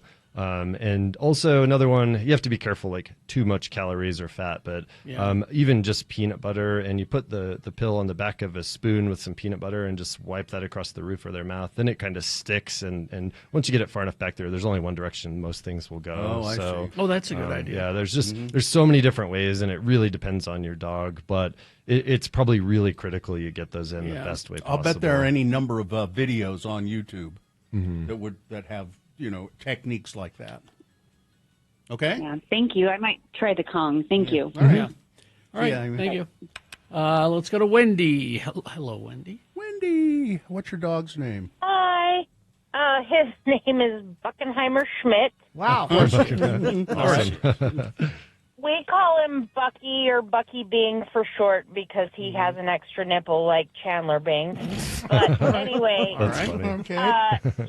He's 8 and he's a white, straight-haired Jack Russell, and he's so cute. He's 8 years old. I think I said that. But my question: he's a chewing lunatic, and he doesn't chew the wrong things, but he just needs to chew all the time. So my friend suggested that I give him like the beef bones that have like marrow that are, and I've used those to make, bone broth and stuff. And he said he gets them from IFA, and I've gotten them from like out of the freezer section at the grocery store. Is that safe? And he also told me that, his dog has perfect teeth and blah, blah, blah. My dog has perfect teeth. Exactly. Some bones are problematic. Yeah, in general, bones, they always have the potential to cause problems. Yeah. So with those big beef knuckles like you're talking about, or the big beef bones, the risks are bacteria is always a risk for stuff like that. And then dogs, some dogs, especially as they age or if they've been heavy chewers their whole lives, bones can also break their teeth, which will lead you down a whole nother path of problems with fractured teeth and pain and abscesses and things like that. And then also, you can't always control how big of chunks they're chewing off these bones, and so they can swallow quite large pieces of bone, which can be an intestinal obstruction or cause a lot of harm to them that way. So no. So yeah, bones are always risky. Bones, antlers, any of that hard stuff is always risk for them. So I would urge a lot of caution with stuff like that. Can you have a custom-made mouthpiece like athletes wear? And there's exactly. Mouth guard. Yeah, and there's tons of other chewing options out there. Yes. And with your, the Russells in general, they're high energy dogs. They're generally, they're smart. So I think also finding other avenues to burn that energy, if possible, with your living situation, keeping them really active, really engaged, can also be helpful too. Sure, but okay, I totally get that. And unfortunately, our situation, he's always had a yard and blah, blah, blah. Mm-hmm. Now we're in an apartment, so I take him for as many walks as I can a day, but it's not really working for him. Mm-hmm. So he wants to be more chewy. So I've found, other than like Kongs and things like that. Some chewy toys that he doesn't just rip Okay. through. Well, sounds like you're trying to do everything you can. So just but Yeah, no is there- bones. Okay. Yeah. No bones. No Got bones. it. All right. Okay, thank We got to go. Thank you. Thank you very much. Well, we're out of time. These two people who are on hold, Katie, tell them that if they'd like, they could play Beat Gina if they want to stick around. You can also go see Dr. Davis Yeah. at his. Come see at me his- live. I can do a better job for you for sure. 9872 South, 700 East in Sandy, Trilogy Veterinary Medical Center. Thank you. Doc. Thanks, you guys. Thank you. See you later. Traffic, Gina, please. A friend of the program says, "Hey, this is Stefan or Steven. Hey. I just drove through 7th East and 40th South. Their two right lanes are closed by police. It's also what looks like SWAT officers standing outside a house with guns and all that fun Where stuff. is this? 7th East, 40th South. Big armored vehicle on the lawn. Huh. Sounds like you need to stay away from that, but thanks for reporting it. 33986. Crash southbound I-15 off-ramp at 8th North in Orem. The exit ramp and right lane are blocked there. Crash southbound I-15 21st South in Salt Lake. And crash northbound I-15 30th South in South Salt Lake. And like I said, if you know what that SWAT situation, what's going on, you can text us. Or anything else you're seeing at 33986. Beat Gina coming up after these messages and a song. Very easy to win the prize. All you got to do is play Beat Gina, multiple choice, pop culture trivia. If you beat Gina, well, if you play the game, you're going to win what? It's a huge prize. Okay. We need to make a big deal out of this prize. Kilby Block Party is back with their 2026 lineup, May 15th through the 17th at Utah State Fair Park. This is a 3-day pass, the whole darn thing. Wow. Kilby Block Party tickets at 877-602-9696. And all you got to do is play Beat Gina after these messages and a song. All right. Looking forward to that. BigOTires.com. Big O Tires, the team you trust. It's the Black Friday sale at Big O Tires. Stop by now for big savings on the best brands now through December 7th. Buy 3, get 1 free on select sets of Big O brand tires and up to $120 savings on select sets of Michelin tires. I'm going to make an appointment, as a matter of fact, today to go to Big O and take advantage of this on Saturday. That's a great sale. Big O, lowest price on every tire every day, and I like the Big O brand tire myself, and I'll be getting some new ones on Saturday. They do all kinds of other things as well, oil changes, batteries. And I need some new wiper blades for my other car. Yes. So Big O, they do all of that stuff. Find a Big O tire store near you. I go to the one on 2nd East and South Temple. That's the most convenient for me, but you'll find one that's convenient for you. If you just go to BigOTires.com, you can make an appointment online. Big O Tires, they are the team that you trust.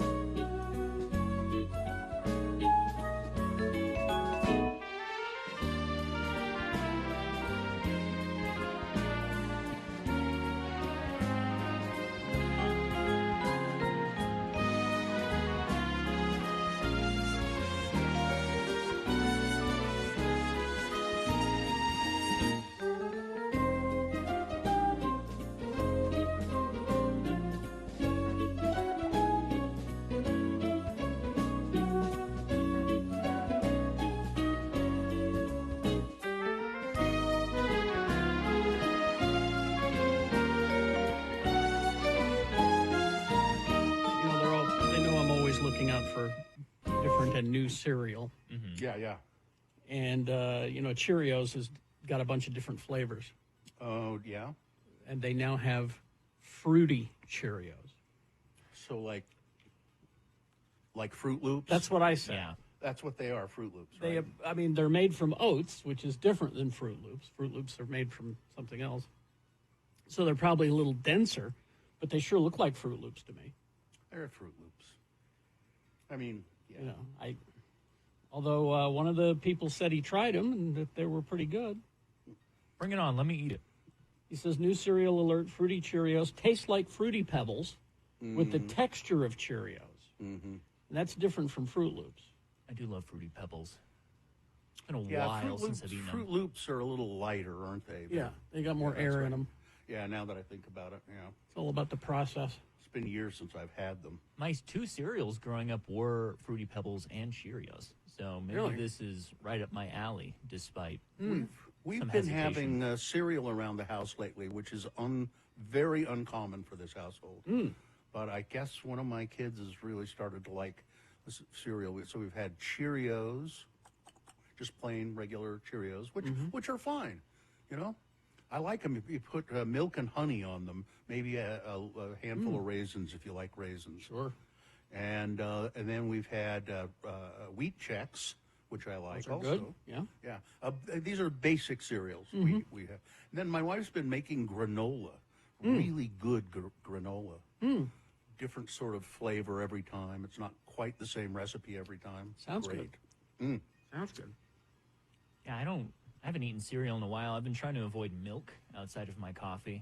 It gives me the tummy troubles. Oh. Yeah. Oh, are you lactose intolerant, Nicholas? A little bit, for sure. My Victorian boy body can't handle most things. So, Jeez. Inferior genes. yes. My Victorian boy body. Of course, What does that mean? my childhood cereals. I have too many to mention. Yeah? So Yeah. Mention you know. some. Freakies. You ever hear of Freakies? Never heard of Freakies. Oh, lovely. How about here's two I know you've not heard of, and they're partner cereals: Baron von Redberry and Sir Grapefellow. Baron von. Well, they would bring back those characters for the Halloween cereals, wouldn't they? No, No, you're those thinking are of the not- monster cereals. Oh, These are guys who were World War I pilots. I just Googled it. I found it. That is great and, imagery. And they became cereals. and they were cereals. Warring cereal characters. Yes, grape cereal. Did it really taste grapey? Yeah. Are you surprised it didn't work? Yeah. Yeah, 'cause I don't. Grape cereal just doesn't. Remember grape flavored Tang? Remember that? Well, no. Wait a minute. Let's go back. Oh, Grape cereal sorry, should grape work. Why not put? Because we'll put fresh blackberries on cereal, or fresh blueberries. Well, you Why see, not that's grapes? because that's the accent and not the Yeah. base. Well, and is it a synthetic grape flavor? Oh, very much. Yeah, so that's not Very going much. to mix. It's not an actual grape. What was the red berry like? Is that Baron von Redberry. It's Yeah. just like Raspberry? it's like Frankenberry. It was a strawberry flavored. Oh, okay. Now the Freakies that the chat room found is the Freakies with marshmallows. No. Do not taint my Freaky cereal with marshmallows. Yeah, don't taint it. Don't. Do you not like you marshmallows don't- in general? Well, I like them okay. Yeah. I mean, because Frankenberry is one of my favorites. Uh-huh. But Freakies didn't need marshmallows. They put them in there. No. Just have it. That's when it went downhill, man. That's when it stopped being interesting. And of course, Quisp is the best. Anyway, Freaky sold out, bro. You really didn't. You stayed away from the mainstream cereals. I did. I was more interested in these fringe cereals That's cool. like Quisp and Quake. Yeah. Orange cream pop crunch. Oh my God! Delicious. Then there was one called Grins and Smiles and Giggles and Laughs. That's No. Yeah. How do you put that on a box? You just put it on the box. Small print. Are you surprised it didn't work?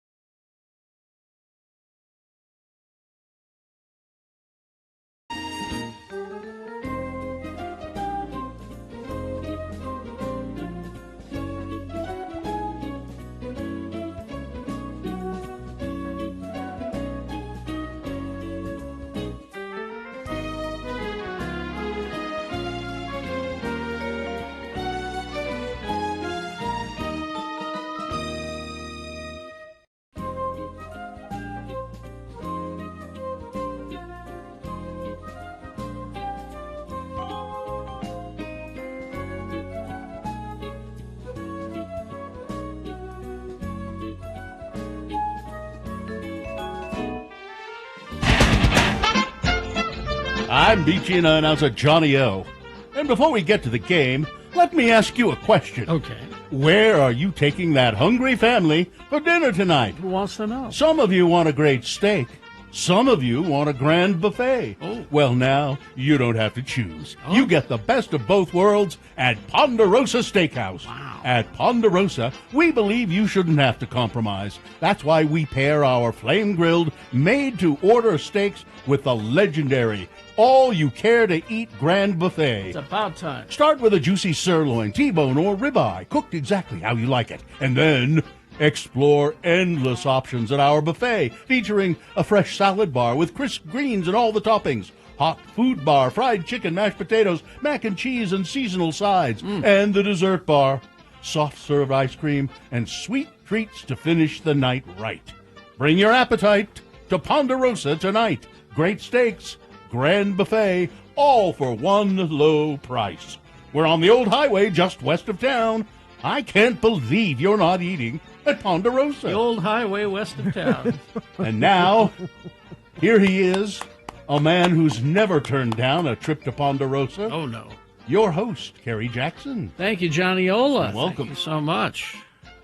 Can't believe you're not eating at Ponderosa. Especially, it's just close. It's on the old highway just Old west highway. of town. Exactly. You get the roll, you get The roll, the gravy, all right. The dessert bar, the Yeah. drink, all of that. Let's see. The randomizer has picked a contestant. All of our lines are full. People texting in saying, I can't get in.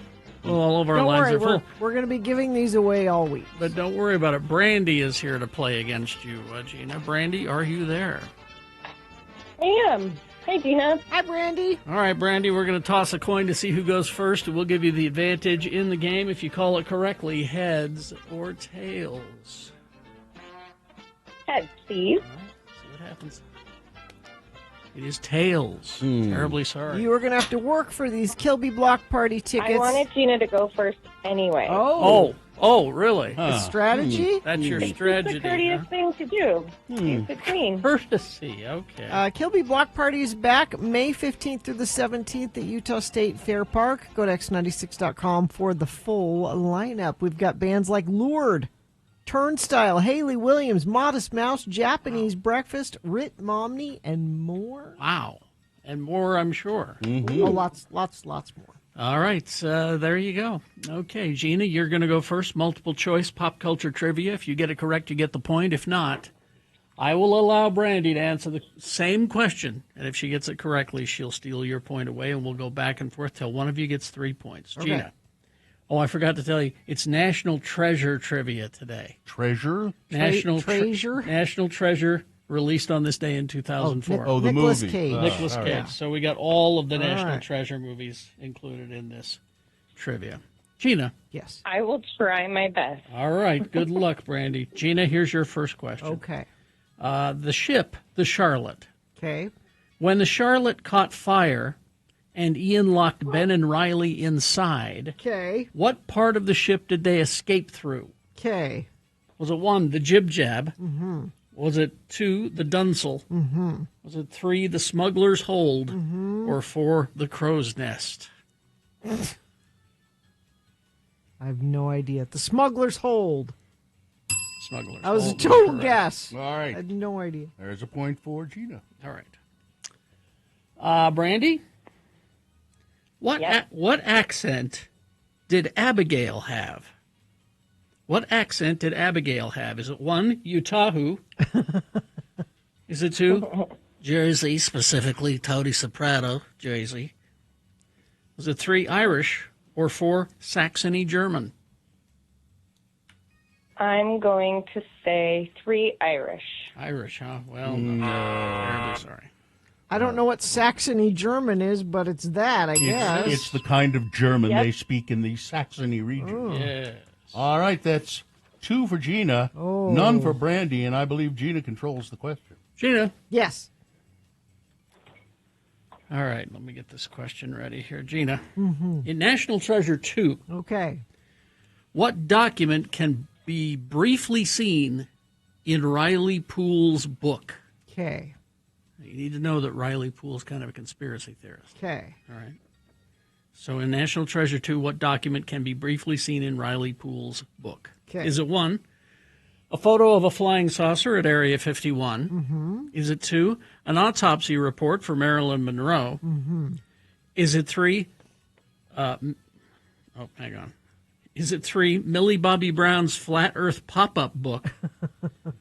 Nothing pops up. Or is it 4, a pamphlet from Alex Jones about the water turning the freaking frogs gay? I don't like 'em putting chemicals in the water that turn the freaking frogs gay. Do you understand that? Turn the freaking frogs gay. There you go. Not that, as fun as it was. No. I will go with the Marilyn Monroe. Good choice. And Gina wins the game just Wow. like that. Wow. I'm so sorry, Thanks. Brandy. Sorry. But Brandy was. I haven't had my coffee yet. Brandy, you were so gracious and generous and kind. Well, I'd like to thank you both because I have plenty of National Treasure trivia left over for tomorrow. So all of this goodwill has earned you, even though I beat you, the 3-day pass to the Kilby Block Party. Nice. You can find that Nice. full lineup and all the ticket information at That's- x96.com. It's like over $300 worth of ticket there. Perfect. It's Well, pretty- thank you, Gina, and I will always make sure I do my Christmas Road Home donation. Oh, thank you Oh, so excellent. much. Yeah, tis that time of year, Yes, isn't it? thank you very much. Hold on, Brandy. Listen, I've got to get home. Mrs. Ola just called, and she said, Mr. Ola, you're my national treasure. Now Oh. get home. Isn't that nice? All right. Thank you very much, Johnny Ola. Big Boy News and Opinioendo Now brought to you by. Laser Maestro presents Rush, only at Clark Planetarium. Step inside Friday and Saturday nights. Feel the power of Rush like never before. Stunning visuals, heart-pounding sound, legendary music surround you in every direction. Experience the ultimate Rush tribute. Visit clarkplanetarium.org. Serious crap, gay. Frogs, friggin' frogs. It's not funny. I'm gonna say it real slow for you. Gay. Frogs. All right. Oh, sorry. That's not what we're after. We're after this. Bill Maher has revealed that he stopped performing stand-up comedy because he's afraid he's going to get shot. So is he retiring? He spoke. No, he's just not going to do stand-up. He spoke about his 2024 decision to quit touring on his Club Random podcast with guest Patton Oswalt. When Oswalt asked what led to him giving up life on the road, Maher said, a number of things. I just got tired of the travel, obviously. I missed doing it. But then I started worrying about my own safety. I feel like it was a great choice because I don't want to be out there in this country in this political atmosphere. I could get shot by the left or the right. I mean, it's just a good time to not be out there. Yeah, I agree with you, Bill. Just don't. It might be a good time to just retire altogether. Yeah, just get out of the business. Yeah. You've got enough money. Why don't you go away? Donald Trump warmly embraced Saudi Crown Prince Mohammed bin Salman at the White House on Tuesday, even defending him over the killing of Jamal Khashoggi. Donald Trump said, things happen, in reference to the murder of the journalist. Answering a reporter's question directed at the Crown Prince, Trump also said, you're mentioning someone that was extremely controversial. A lot of people didn't like that gentleman that you're talking about, whether you like him or not. Things happen. But bin Salman knew nothing about it, he said. Now, what did I do with that? I thought I had it right here. Because his wife, Khashoggi's wife, there it is, her name is Hanan Alatar Khashoggi, widow of the late journalist, criticized Trump on Tuesday for dismissing U.S. intelligence linking the Saudi crown prince to the journalist's death, calling the president misinformed. Quote, I would tell Mr. Trump, I believe you don't have a real idea about what is Jamal Khashoggi. He was a brave man, he was a great man, and a transparent and honest man. I believe he, meaning Trump, is misinformed about my husband, and I'm willing to meet with Trump and give him the right idea about my husband and to seek his help for a full justice for myself and my husband. Even if he heard he's not loved by everybody, which is normal, but it doesn't justify to kidnap him, torture him, kill him, and then cut up his body. By the way, there has been no trace of Mr. Khashoggi ever found. Just none. Zero. They did a good job of disposing of him. And his wife is still pushing for the return of her husband's body, even though they've never found any of it. I bet there's nothing left to return. Yeah. Let's see. Utah's auditors who review Utah's medical cannabis program say that the licensing body for the industry operates largely as a rubber stamp on oversight. Their review calls broadly for more action to standardize how inspections are to be handled, and more specific language on how to categorize infractions in a bid to better gauge compliance by cannabis producers with state laws. The report from the Office of Legislative Auditor General further suggests that Utah lawmakers potentially should take a look at that issue. A recruiter from Utah State University, she was employed by the university, is facing charges accusing her of using school money for personal travels. Angela Aurora Rodriguez of Carlsbad, New Mexico, was charged with theft by deception. She was working as a recruiter for the Utah State University Blanding campus in southern Utah while she lived in New Mexico. Rodriguez was employed to visit high schools to recruit potential USU students. USU assigned Rodriguez to recruit students from New Mexico. She was issued a school credit card for making work-related purchases, but apparently she started, this is the allegation, using her card to purchase airline tickets, parking, and other personal travel expenses, rather than the expenses assigned to her by the university. I want a work credit card. Me How do I too. get a work credit card? A proposal by the Salt Lake County Council to permanently close the 10th East Senior Center has drawn a crowd of seniors and community advocates at a council meeting which was open for public comment. The council had voted 5-4 earlier this month, and that's on party lines, to close the center, a decision that council member Amy Winder Newton argued is a necessary cost-saving measure that could save the county millions of bucks. However, the proposal has been met with stiff opposition from those who go to that senior center. This was done with zero input from the public, especially input from the senior citizens, said David Oman, who regularly attended the senior center. It's currently closed for renovations. They've already put $3 million into the renovations, and Amy Winder Newton and the Republicans think they should close it. Mark Epstein, the brother of convicted sex offender Jeffrey Epstein, tells News Nation that his brother revealed that he had dirt on Donald Trump. Epstein joined Cuomo days after the Democrats on the House Oversight Committee released thousands of never-before-seen emails. Earlier Monday, Trump called for the release of the files in a reversal of course. Mark Epstein told News Nation he believes the FBI is participating in a cover-up of the files related to his brother. I've been recently told the reason they're going to be releasing these things and the reason for the flip is that they've been sanitizing the files. Yeah. Now it's safe to release taking them. everything out of them that might be... And we've known about that for months. Yeah. And let's see, finally, this story. There's a wealthy town in California, oceanfront California town, seemingly custom made for pickleball. But it has effectively banned pickleball in its public park, citing concerns from neighbors over noise. The Carmel City Council earlier this month voted to make way for a permanent ordinance that would extend a ban on pickleball at Forest Hill Park, a community park about 5 blocks from the main downtown thoroughfare of Ocean Avenue. While there are other public and private pickleball courts on the Monterey Peninsula, Forest Hill was the only public pickleball offering within Carmel City limits. And while other California towns have mold bans and restrictions, Carmel's permanent ban, if approved, would be the first in the state. So it's okay. Private pickleball courts are fine, but something that the general public can use, well, we can't have that in Carmel, can we? It's too fancy. All right, that's the news. Sports weather traffic. The 1985 Chicago Bears hit single, The Super Bowl Shuffle, is the subject of a new HBO documentary. Why? It's famous. I guess. The 85 Chicago Bears put out the Super Bowl Shuffle months before they raised the city's one and only Lombardi Trophy, that legendary Bears season, which they went 15-1 in the regular season en route to the Super Bowl win. That was Jim McMahon, right? Yep. Utah's own. Roy's own. Yeah. That's right. That's true. Well, Roy is in Utah. Roy's own, Jim McMahon. Yeah. The 40-minute documentary, of course, features Mike Singletary and Fridge and DeFridge, and it was a sensation.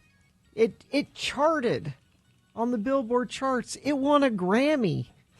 I'm sorry, it didn't win. It was nominated for a Grammy. Who was responsible for it?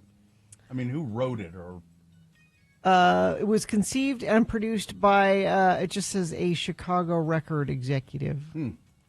Doesn't have their. Well, I guess you have to watch the documentary. Yeah, to find have out. to watch it and see. But it was a sensation. Yes, it was. Utah Jazz, not a sensation last night. They lost to the Lakers 141-26. They play the Oklahoma City Thunder on Friday.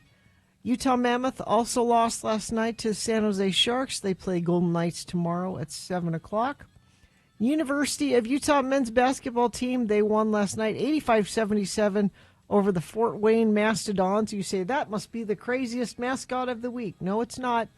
Weber State Wildcats tonight at 8 p.m. playing the Campbell Fighting Camels. Go Camels! And I want to purchase Fighting Camel Have you seen merch. Have you seen it? Any merch? I haven't looked at the merch. I can see the mascot right here. I want Fighting Camel Look up the merch. Maybe it'll be ugly. Maybe I won't want it. But you want the words "fighting camels." Yes, on that's there, what I right? want. So look that up. Is it a one humper or a two It humper? looks to be a one humper. Weather 46 right now, high of 57 today. 20% chance of showers. That kind of sticks around the next few days. So chance of spotty sprinkles, could be a little cloudy. You'll look up at the sky and go, is it going to rain? It looks like it might rain. It could, probably not. We stay in the low 50s all the way through to Saturday, where the temperature doesn't change, but things get sunny and that chance of rain kind of dissipates. Traffic, friend of the program says there's no SWAT vehicle on the lawn of 40th South 7th East, but there's a minivan in the driveway, so maybe somebody thought, but there was a police incident there. Crash southbound I-15 off-ramp 8th north in Orem. The exit ramp and the right lane are blocked there. Let's see. Crash southbound I-15 21st south in Salt Lake. Northbound I-15 30th south in South Salt Lake. And whatever you're seeing, you can text us 33986. All right, we will take a break. We'll be back after these messages with your list of things that must go.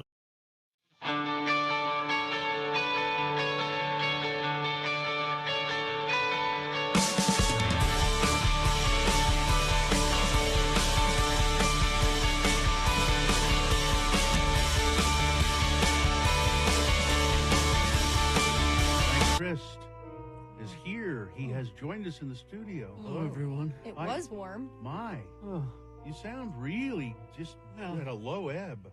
No energy. Dick Butkus is heavy. Oh, yeah, well. You know. Yeah, I can see I had that.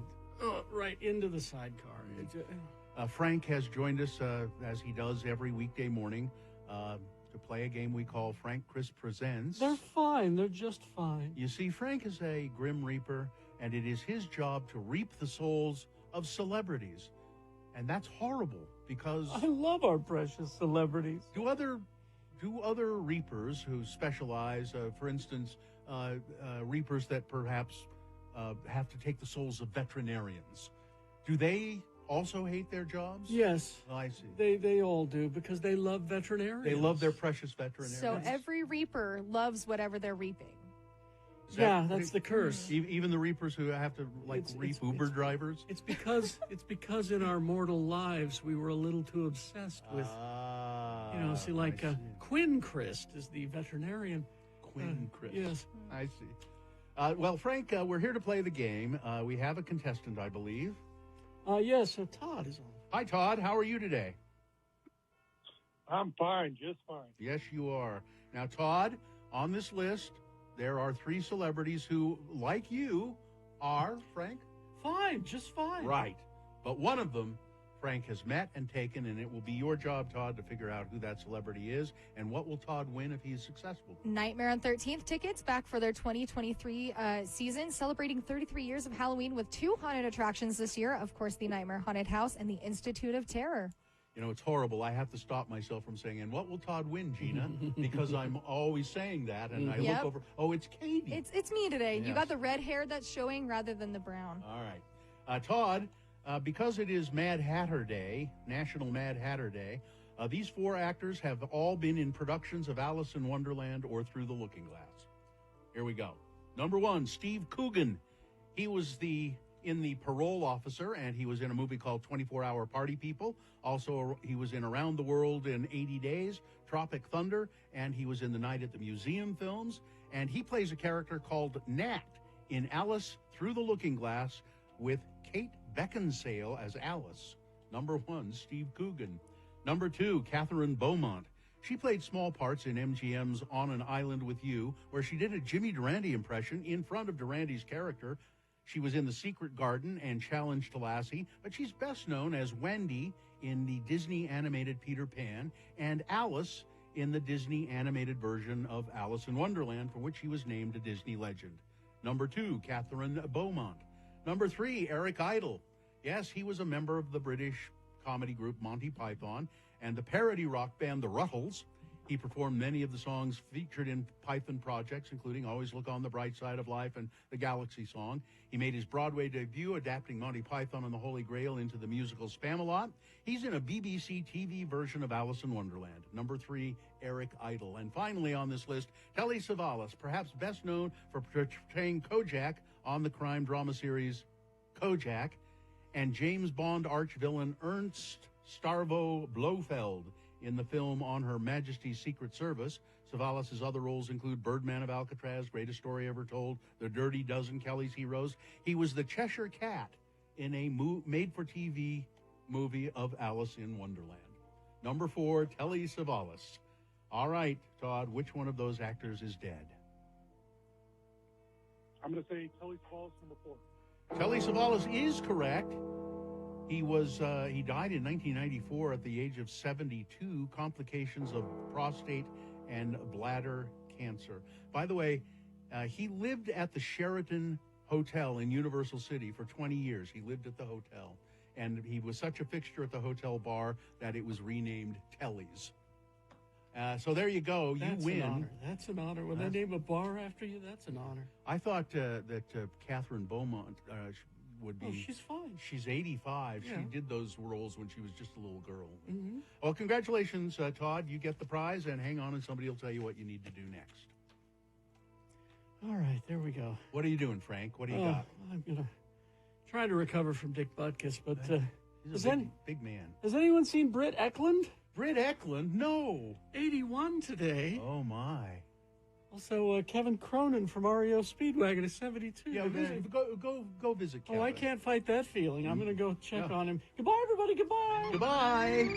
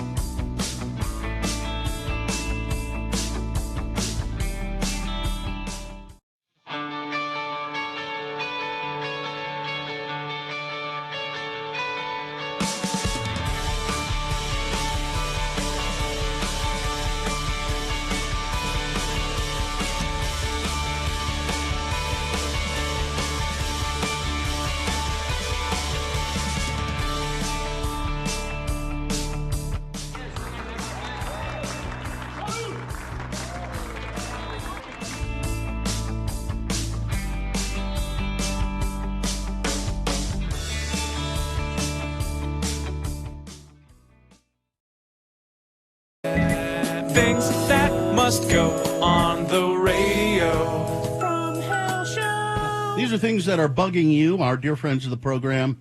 We like to help you out with them.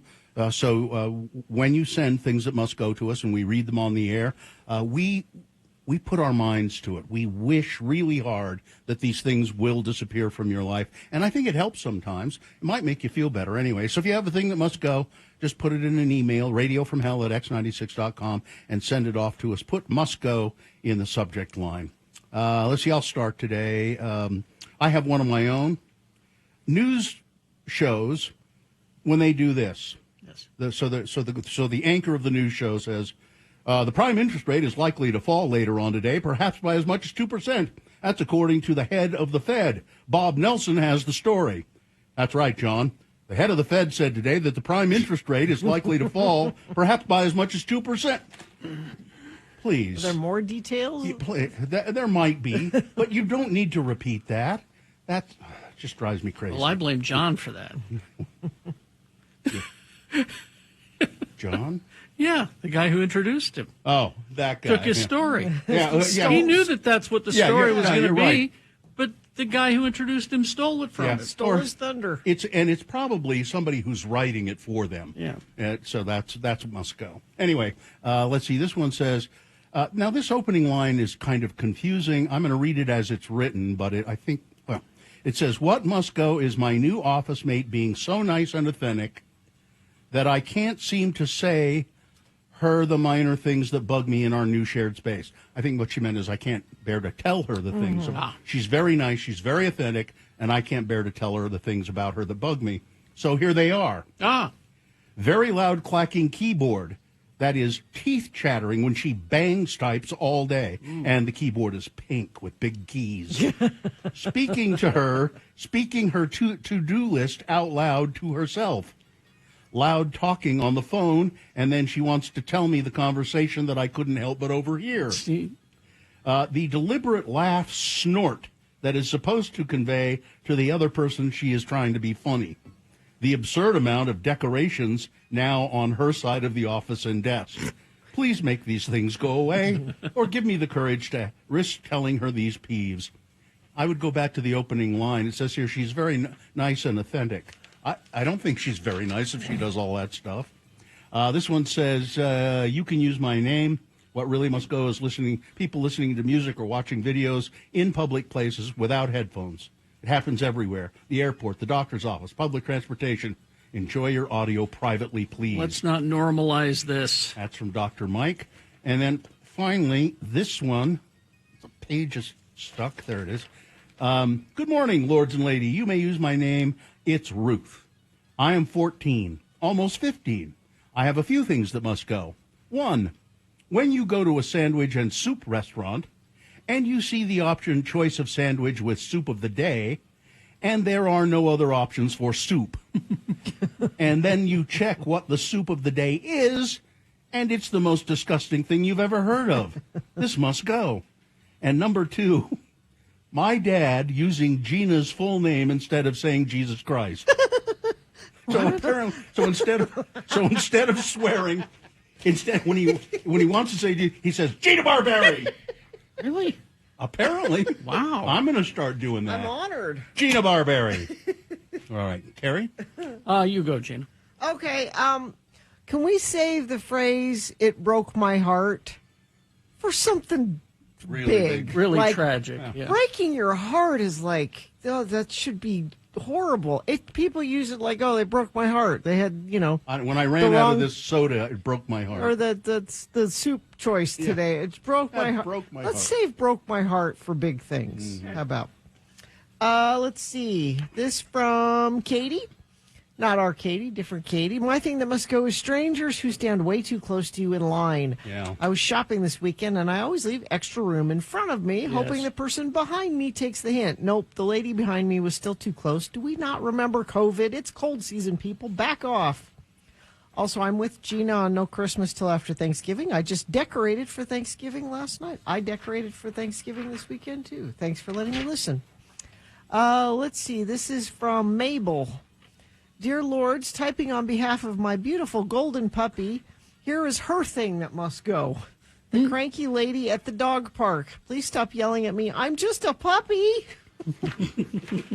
Let's see. And finally, my thing that must go is when you're eating nuggets. I can identify with this. Okay, right away. Something dippable. and you go to open the sauce cup, and it rips in a weird way, so not all of it comes off all at once, and you sit there picking at it, and then you end up getting sauce all over your fingers trying to open the cup. This is a big problem. We need to do something Better about it. technology is what we need. Yeah. Okay.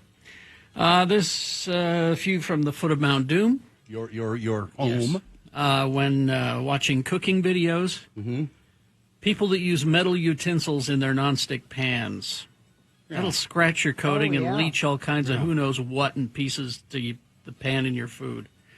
Also, delivery men that deliver your twin mattress to the wrong address, so you have to play detective and use the picture of the proof of delivery to compare the houses in the neighborhood to see which of your neighbors got it, and then having to carry it home because it's too close to drive to. Oh, that's horrible. Yeah, that was not fun. That was my day. Also, remembering to take an Advil when I have an ache, and being happy that we actually have some Advil in the house, but seeing that it expired 6 years ago. All right. You don't take a lot of Advil. We don't. Austin says, feel free to use my name. Hotels often post a sign that says, to save water and energy costs, please hang your towel if you plan to reuse it. So I try to do the right thing. I hang it up. What must go is housekeeping just replaces those towels anyway. The amount of time it takes for... Oh, this is a separate one. The amount of time it takes for people to get off an airplane must go. So many people act as if it's a complete surprise when it's time to collect our things and get off. This one, not having a full week off for Thanksgiving break. I'm a teacher, and I know both students and teachers need a full week. My district only has Wednesday through Friday. Let's see. Hello, Lords. Kelly of Eagle Mountain. What must go is the magazine subscription from the previous owner of my home. It's for fences. Could it at least have been something interesting? How do I make it stop? And Meshach's neighbor in Tooele writes, my thing that must go is when a contestant plays Frank Christ Presents and responds with anything when asked other than, I'm fine, I'm just fine. Things that must go on the radio. From Hell Show. Traffic. Let's see if we've had anything new. Crash. This is in Summit County, southbound SR 224 at the Holiday Ranch Loop. That might be part of your commute. There's a crash there. Crash southbound I-15 off-ramp 8th North in Orem. Crash southbound I-15 21st South in Salt Lake. And I don't see anything. Somebody says it's starting to rain in Holiday. Drizzling in Provo. So spotty sprinkles in Poplar Grove. Well, 20% doesn't mean it's not going to. It just means there's 20%. So It's only it's on 20% of the county, maybe. Could be. That's everything. All right. Look outside. You see, Gina, everybody is very hard of hearing out there. So they have to yell. To talk loud. Yeah. It's not that they're a bunch of sports radio guys. It's because they're very hard of hearing. I need to be kind It to is them. astonishing in this office. Carrie and I sit at our desks, at our cubicles, and we work quietly. We don't chat with each other. We only talk to people if they come up and try to talk to us. And it gets so loud in there sometimes. People yelling, and it's like a party. But they're talking about nothing. Well, it's because it's a party. Anyway. All right, KXRK Provo. We will take a break, play a song. After the song, of course, it's the Boner Recap Game. Tell us who won the Boner, you'll win a prize.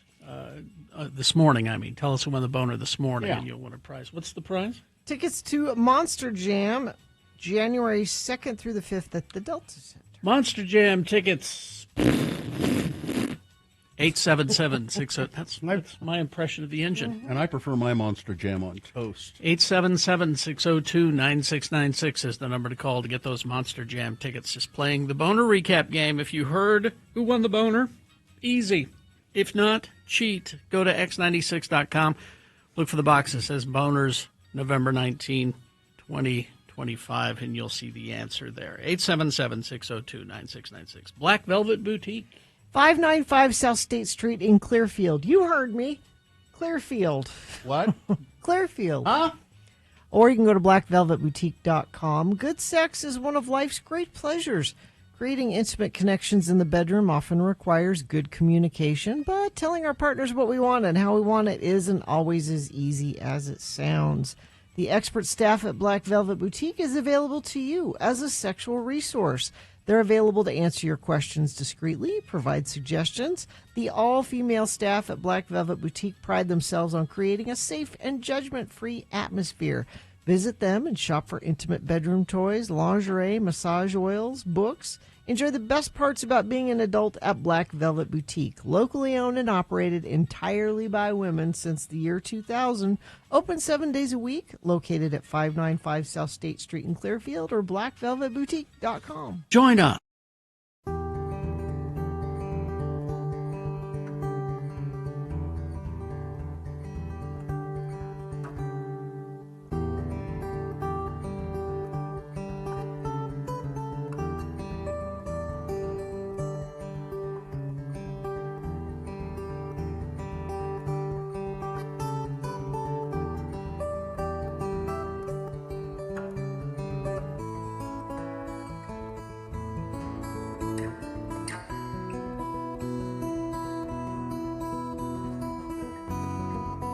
Well, Benjamin Lee is here.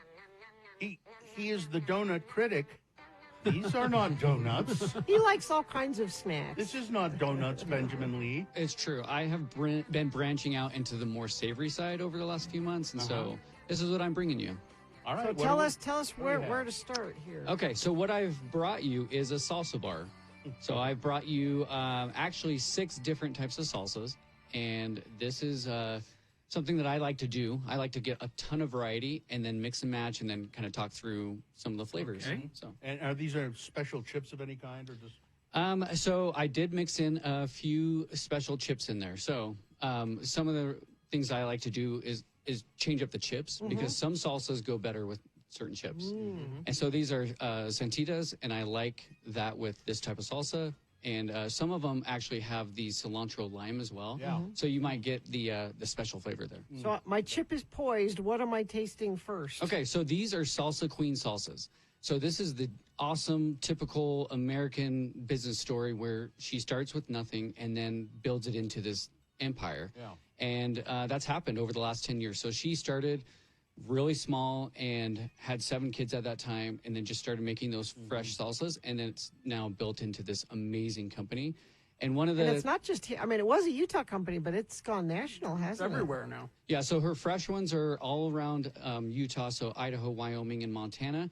And then now she's national. She just went on the Home Shopping Network for these freeze-dried salsas, and that's what we're going to taste test a little bit too. Okay, so just tell me what to do. Okay, so I'm going to have you mix the green tomatillo with the creamy jalapeno. The white one. Yes. Okay. So I usually mix that at a 50-50 ratio, and that's where the magic happens. I think her salsas are really good by themselves, obviously, but when you are mixing and matching, that is where I think, that's where the sweet, some of the tartness, and then that creaminess all come together. It's okay if we double dip too. No, that's your plate for sure. So that's really, I like those two together. That's a great combo. Yeah, that's my favorite.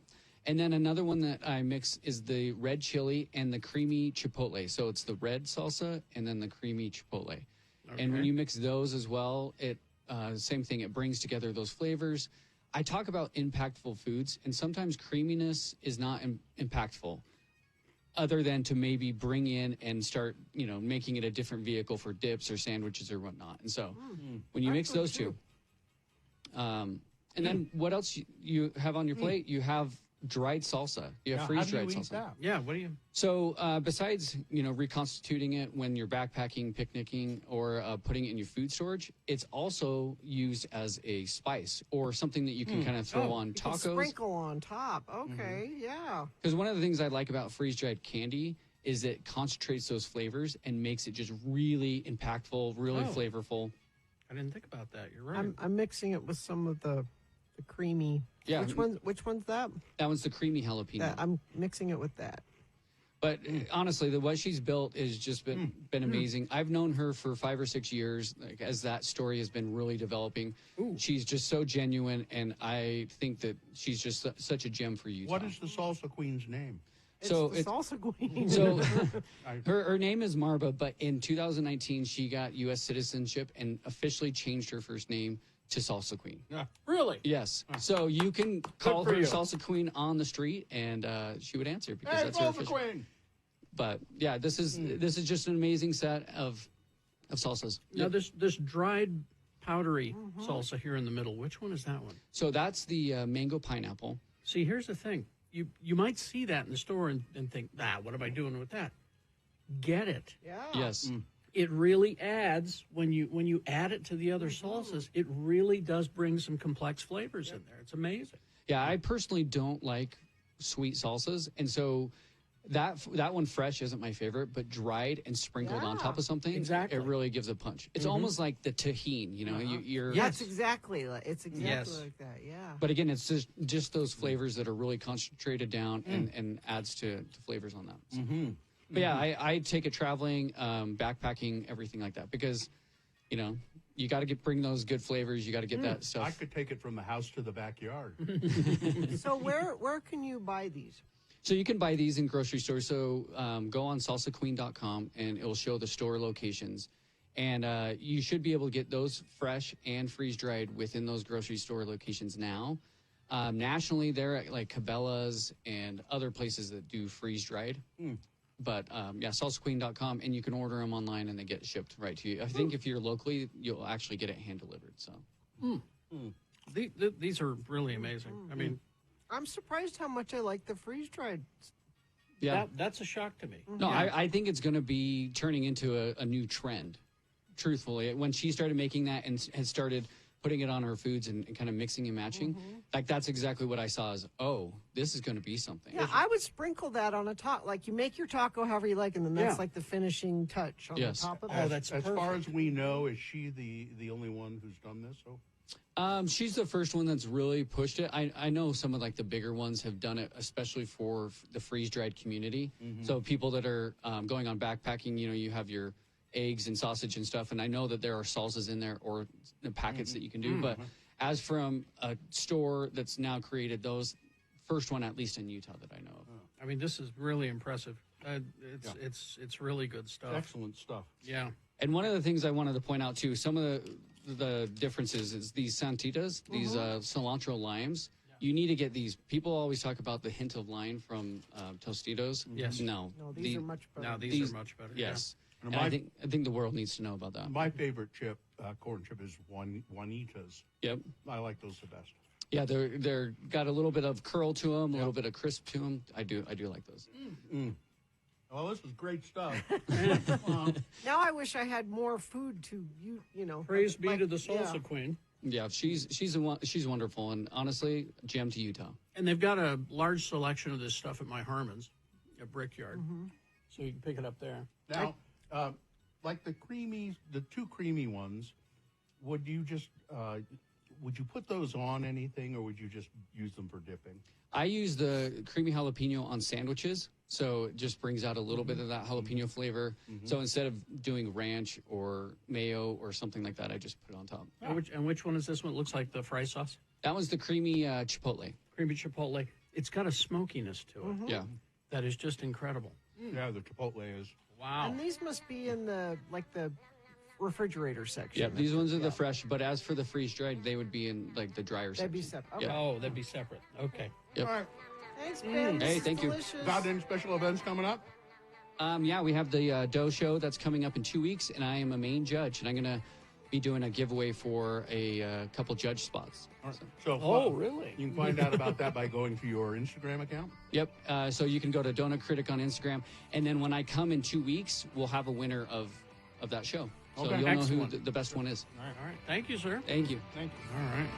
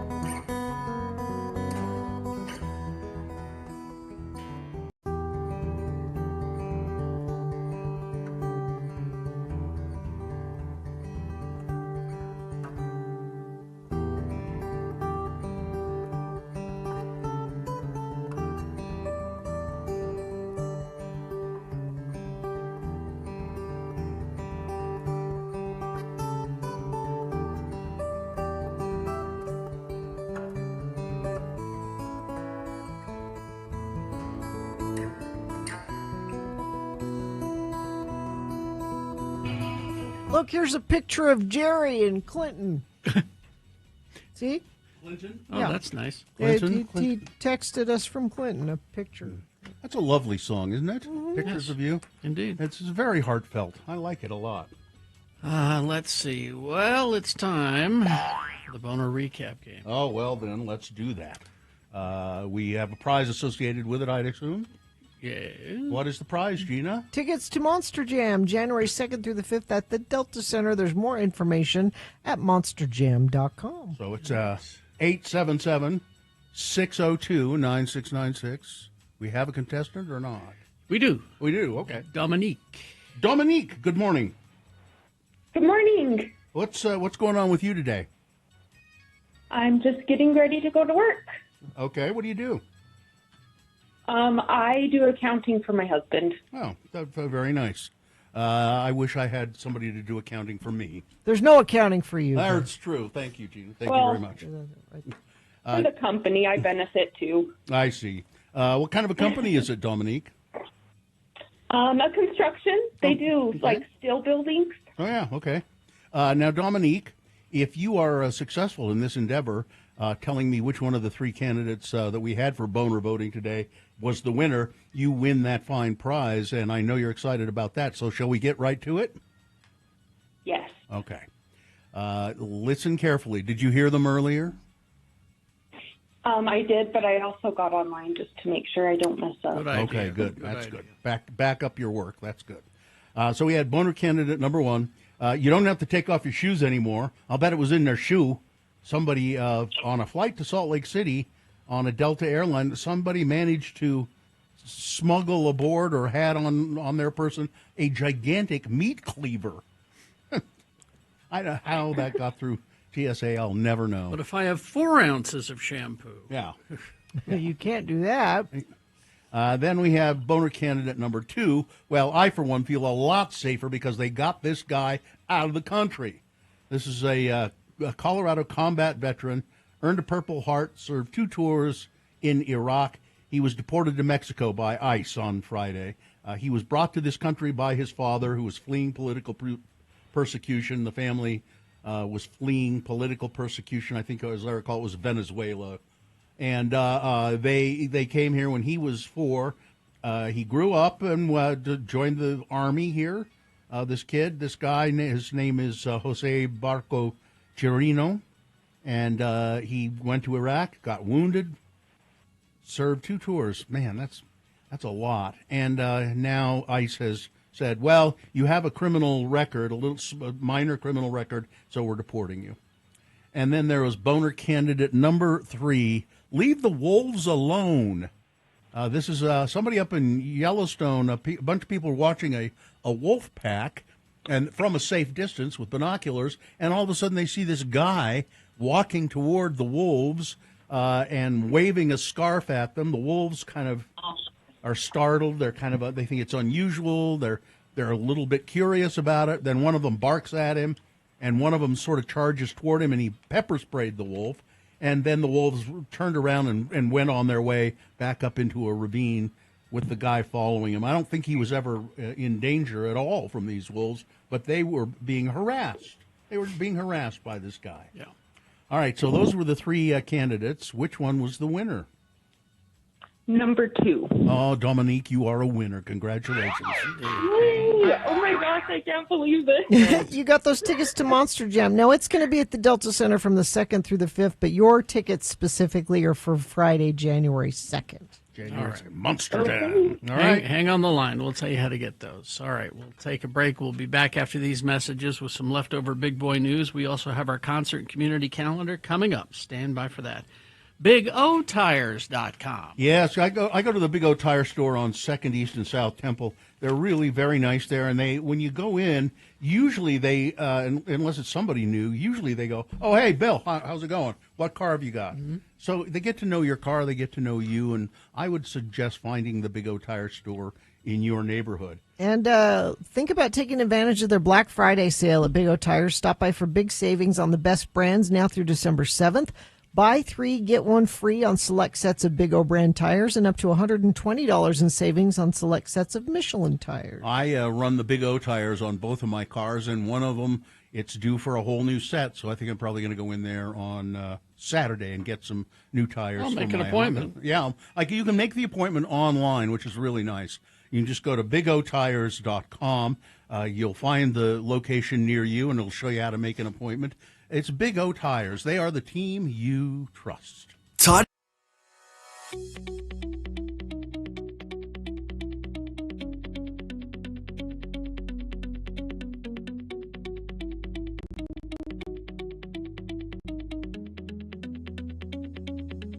I have a lifesaver. What kind? I stole it from Jana's desk. It's those. Oh, she has them. Is it Wint O Green? Is that what they call them? She has them on her desk all the time. Wint O Green? I have Wint a O pocket Green? full of them right now. I just grab a handful. You grab. Yeah. No, they're not there for you to grab a handful. They're there for you to take one once in a while. It's not a handful. I take a handful and then I don't take any more for a long time. What's the difference between taking one once in a while? Do they still make the butter rum flavor ones? Those are the best. Yeah, they do. Because those are the ones. I almost bought a roll recently, as a matter of fact. If you're gonna buy lifesavers, it should be butter rum. There was these weren't lifesavers; they were butterscotch discs. So they were some different brand, but Not without as a good hole. Not as good as the butter rum. Okay, so they have Lifesavers. the butter rum, Pep-O mint, This just says lifesaver. on it. wild cherry, hard candy, 5 flavors, mints, orange mint. Wow. You know, I Okay. used to and Wint O Green. Yeah, I used to like the tropical fruit. You could get a roll of tropical fruit flavored lifesavers. I don't know if they still have those. They're, there's coconut and lime, and I love those. They're delicious. I remember my Banana. my cousin Ray, the weird one. Yeah. We would exchange Christmas gifts. Yeah. I'd get him an action figure or something cool Yeah. every year because his mother did it. The lifesaver Aunt book. Shirley, the Lifesaver Sweet Storybook. Every year. Well, Punk gave me one of those every year. Yeah, but that's all he gave me. Wasn't like that. Oh, and Yeah, it wasn't that and something. and an action No, it figure. was, here. So I told Ray, I said, I'm not going to get you Christmas presents anymore. Why? Because your mother keeps giving me these Lame. every year. I don't want them. So just keep Did you them. eat them though? No. No. The butter rum. I ate the Yeah. butter rum, but the rest, I think You my should sister. be able to get one of those that's all butter rum. Yes. It seems to me you could. Okay, next time I'm at the store, I'm going to actually look Okay. for butter rum lifesaver. I haven't thought about a butter rum lifesaver in a long time. I'm going to look it up online. That's what I'm going to do. Orange mint ones are good. Butter rum, you leftists sicken me. Is that what it? The texter says. That's my sign off. You leftists sicken me. Left is sick in me. Me left. Okay. It's Lifesavers Butter Rum Hard Candy Bulk. 20 single packs. You can have it by 6 today. Amazon? Yep. Okay. By 6 o'clock today. Thank you, Robert. How much is that? Good heavens.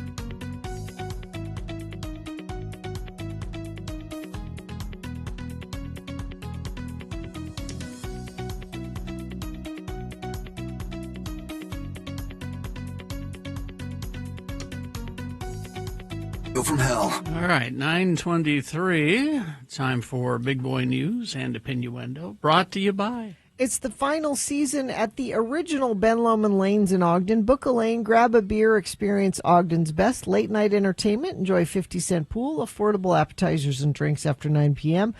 Plan your visit at benlomondlanes.com. Thank you. All 4 members of Utah's U.S. House delegation voted to release the Epstein files Tuesday because Trump said it would be okay for them to do it. Don't worry, boys. They've been scrubbed. They voted against it some months ago because Trump said you should not vote for it. You should vote against it. But now it's okay. Now it's okay. After hours, the Senate passed the measure Tuesday.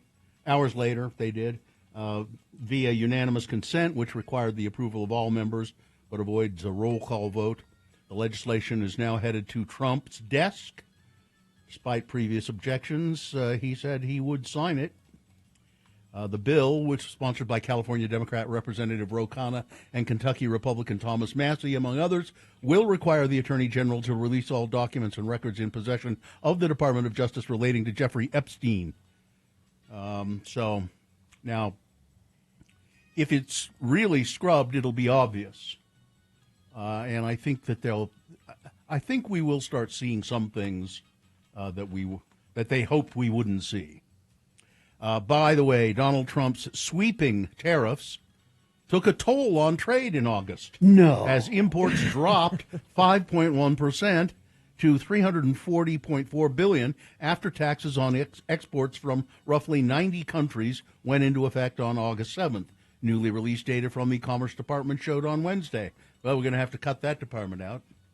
U.S. exports were essentially flat, rising 0.1% to $280.8 billion because of the sharp fall in imports. The U.S. trade deficit in goods and services for the month also dropped slightly, shrinking nearly 24% to $59.6 billion compared with July.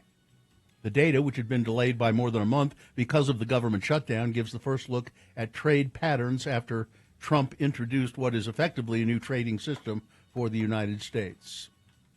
Not doing well so far. This is a bizarre story. A former Air Force intelligence officer has pleaded guilty to lying to law enforcement when she falsely accused her estranged wife, who is an astronaut, of illegally accessing her bank account from space. Summer Heather Warden faces up to 5 years in prison and a $250,000 fine. It's the end of a years-long bitter legal dispute between Ms. Warden, a decorated intelligence officer in the Air Force, and Anne McClain, a West Point graduate and Iraq War veteran who joined NASA in 2013. Ms. Warden's allegations, which she made in 2019, while Ms. McClain was on the International Space Station, were the first allegation of a crime in space. Crimes in space. Ms. Warden accused Ms. McClain of guessing her password to illegally access her personal bank account from space in January of 2019, a claim that sparked inquiries from the Federal Trade Commission and from NASA's Inspector General. Federal investigators later found that Ms. Warden had, in fact, given Ms. McClain access to her accounts since 2015 as part of the couple's intertwined finances. I just love the fact that you're banking in space. Oh, I got to Yeah. make my credit card payment. In an space. indictment unsealed in April of 2020, prosecutors accused Warden of lying about when she first opened her personal account and when she first changed her login credentials. And so they finally solved the crime in space. The late singer Freddie Mercury has been honored with a commemorative coin from the UK's Royal Mint, which celebrates the 40th anniversary of the 1985 Live Aid concert. The coin features Freddie Mercury's portrait, signature, and a single studded pattern inspired by his belt, along with a depiction of his 4-octave vocal range. Do we have a picture? There it is. Yeah. X96.com/live. The first coin was struck by Mercury's sister, Kashmira Bulsara, who said, as Freddie died young, he didn't get the chance to be awarded a royal medal for his talents in the music world. So to have a royal coin this way is wonderful and very fitting. The collection includes various editions ranging from 50, doesn't matter. You're not going to buy them. Well, somebody might. It's Christmas. Yeah, you got to go to London. I'm sure you can buy them online. They'll be auctioned off by the Mercury Phoenix Trust, the AIDS charity founded in Eddie Freddie's. I don't know why I want to keep calling him Eddie. I think Eddie Mercury was his the brother that they never talked about. Let's see, Eddie Mercury. Chris Daughtry. Now, does anybody care about Chris Daughtry? Any? There are some. Okay. Not many, but there are some. He slammed AI fakes that claim his marriage is in trouble. The Home musician. Home? Yeah, that was his big. Was that his band? Shared an Instagram reel where he shut down fake footage being circulated of him and his wife, Deanna Daughtry. Stop being bamboozled. Bamboozled. Mr. Daughtry captioned the post. Never been bamboozled. Oh, you haven't lived. S is getting just unbelievably nuts out there with fake accounts, the fake news, the fake headlines. It's insane the amount of times I see A's. Why would anybody bother doing fake news about Chris Daughtry? That's what I don't know. Shake Shack. Anybody, you go there? You go Nope. there? I've been there a couple of times when I've been in the airport in L.A. There's one in Foothill Village. Oh, is there now? Uh-huh. I know there's one out on State Street. I'll pass. They're appeasing fans, it says here. And by the way, when I had their burgers and stuff at L.A., they're good. I mean, they were good, but There's one here at Salt Lake Airport, too. oh, is there? Yeah. They're appeasing fans by bringing back one of the most popular menu items, plus introducing 2 new ones for the holiday season. Shake Shack's Christmas Cookie Shake, which has been a staple for years, is officially back on the menus. As in previous years, the Christmas Cookie Shake is made with sugar cookie-flavored custard, topped with whipped cream and holiday sprinkles. That sounds kind of good. But listen to this. Listen to this. A sticky toffee pudding shake. Ooh, yeah, no, I want that Previously available only in their international market, but they're now available here in the U.S. It features real sticky toffee pudding blended with vanilla custard and caramelized brown sugar. Mm-hmm. The shake is then topped off with whipped cream and a sticky toffee pudding sauce. Yum. But wait, there's more? They're doing a Dubai chocolate pistachio shake in something called a crackable cup in the new peppermint bark chocolate shake. The minty shake is made with chocolate, frozen custard, and mint. I got to go get one of these. White chocolate. I don't know what it means. It's a crackable cup. Oh. Don't know. Let's see. What else do we have here? Oh, the word of the year, according to Cambridge Dictionary. Okay. Parasocial. Parasocial. Now, that word was coined in 1956 by sociologists David Horton and Richard Wohl. The word was initially used to describe television viewers who formed one-sided relationships with TV personalities. They're being parasocial. The word has had a resurgence because of how fans relate to specifically Taylor Swift. I feel like we're best friends. They all have a parasocial relationship with Taylor Swift. All right, that's it. Parasocial. Weather. Well, we heard from lots of you going, hey, it's raining out here. 20% chances means you're saying there's a chance, and you're seeing it out there in places.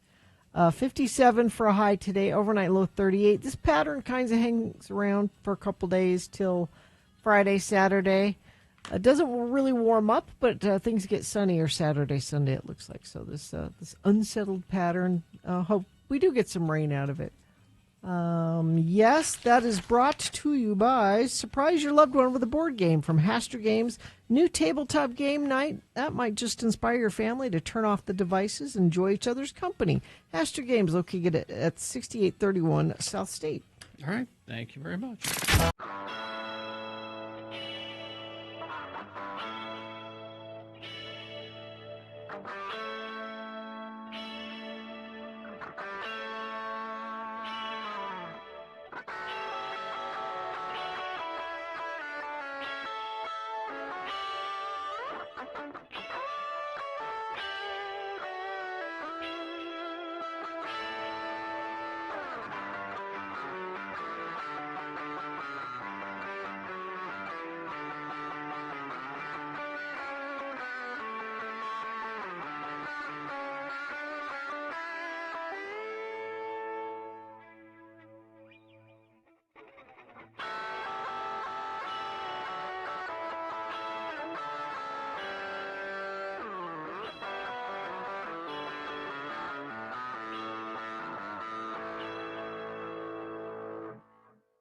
You brought us a treat?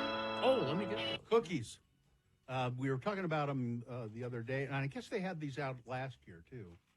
Hot cocoa, what is it? Hot Oreo? cocoa flavor cream.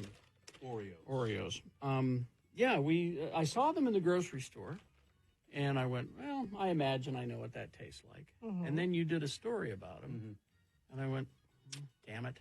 Supposed to taste like cocoa. So then I went to the grocery store yesterday, pick up some stuff, and they were there.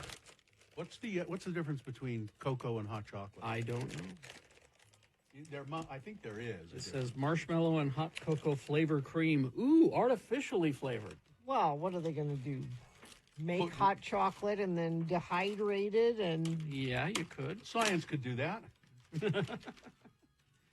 But it's cheaper to have science make your flavors. Now, hot chocolate, do they just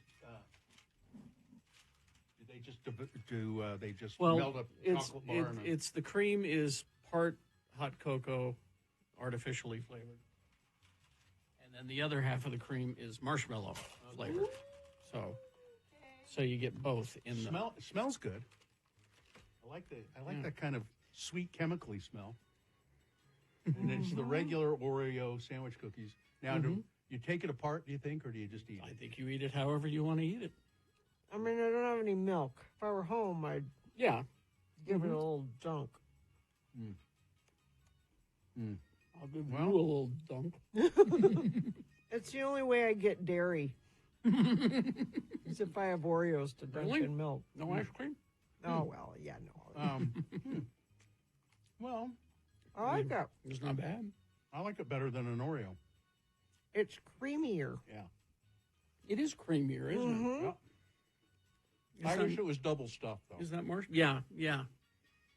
If you do the flavors with a double stuff, then I'm interested. There could be a little more in there. I like the carrot cake ones that they do, though. Oh, my God. That's because you're not supposed to put vegetables in cake, No. right? Is that right, Gina?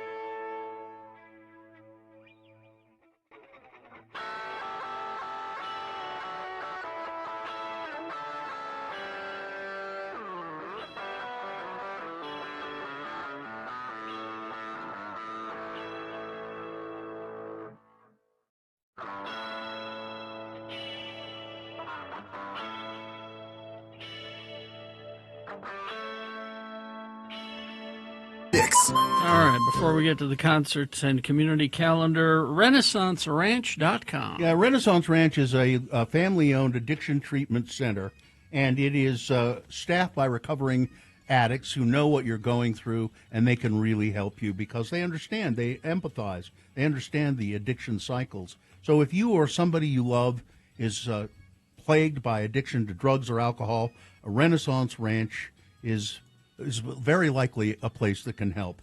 It's locally family-owned, as I said, and their program is designed specifically for male patients. And they do accept most private insurance plans and Medicaid, which is great, and they offer residential and outpatient treatment. So, Renaissance Ranch, help is out there. They know what they're doing. They're very good at it. Schedule a free consultation and read compelling success stories. Also, just reach out. Reach out to them. They can help. RenaissanceRanch.com. They accept most private insurance and Medicaid. All right, let's get to it. Trent is on the phone. Trent Falcone, good morning, Mr. Live Nation. How are you? So good. How are you guys today? Also so good. Not bad, not bad. Is it raining where you are by Good. any chance? No, it is not raining where I am. All right. That's good news. That is. We got a lot. We got a lot to do here. We have quite a bit. It's a busy week, so we'll jump in. Let's go. So starting tonight, Richie, Mitch, and the Coal Miners. Pretty cool band name. They're at the Depot. I'm told that thing is completely sold out, though. That's the bad news. Thursday, November 20th, Frequency and Solidified at the Depot. Same evening, John Legend brings his Get Lifted 20th anniversary tour to Maverick Center. Tickets are still available for that one. Friday, November 21st at the Depot, it's The Darkness, spectacular band. Yay, love The Darkness. And, yeah, they're great. And Andy Bell at the Marquee in Park City, same evening. Yeah. Saturday, November 22nd, Andy Bell is doing a second show at the Marquee in Park City. And then at the Depot, you have the Shrek Rave. Bill, text me when you get there. Oh, you bet. And, yep, I'm going as the donkey this time. Sunday, November 23rd, it's Minus the Bear at the Depot. On sale Friday, 9 a.m. Very excited to say this. Motley Crue returning to Salt Lake City finally on September 21st, Utah First Credit Union Amphitheater. And then on sale Friday at 10 a.m., Go-Go Bordello coming to the Union February 28th. The Devil Wears Prada at the Depot March 27th. Corey Wong at the Depot April 18th. Megan Trainor coming to Maverick Center on August 3rd. And The Lamb of God with Kubla Khan March 27th at the Union. The giveaways, a lot of tickets today. We have 2 tickets to Frequency. Again, that's on November 20th at the Depot. 2 tickets to see The Darkness. That's on the 21st, also at the Depot. Say Anything with Motion City Soundtrack. That will be at the Union. That's on November 30th.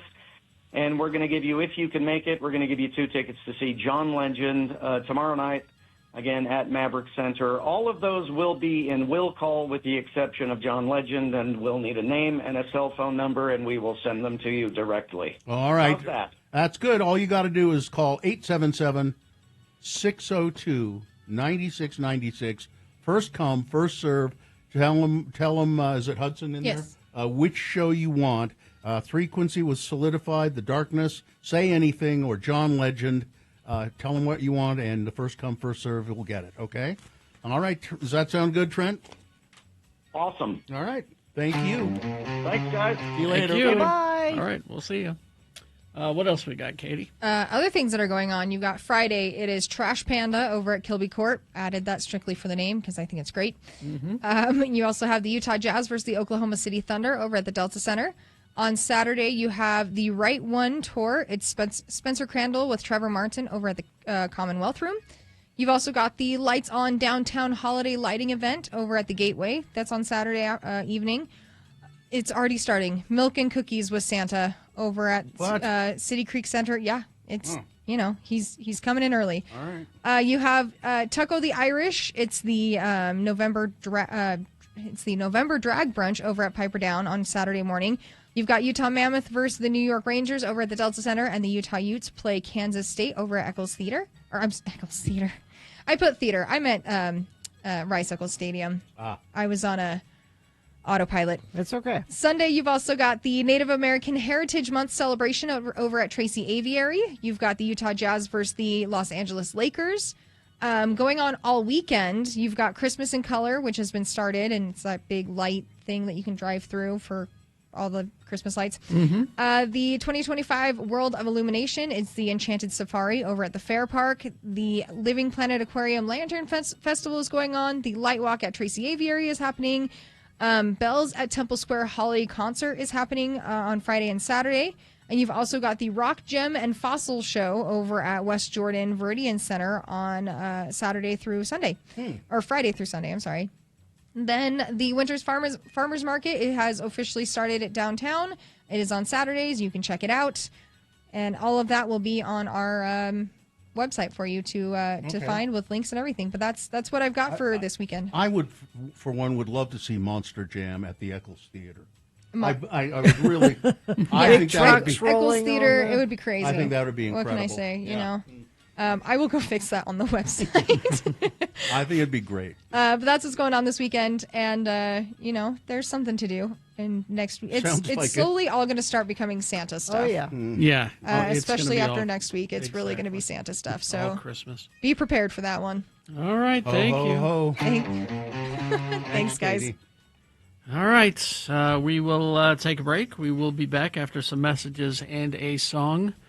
Crawling towards the exits. Larson, HVAC, and plumbing. I called Sean Larson the other day. I'm like, do I bug you too much? Did he He's say, like, "Leave me alone"? No. He's like, what do you need? Anything.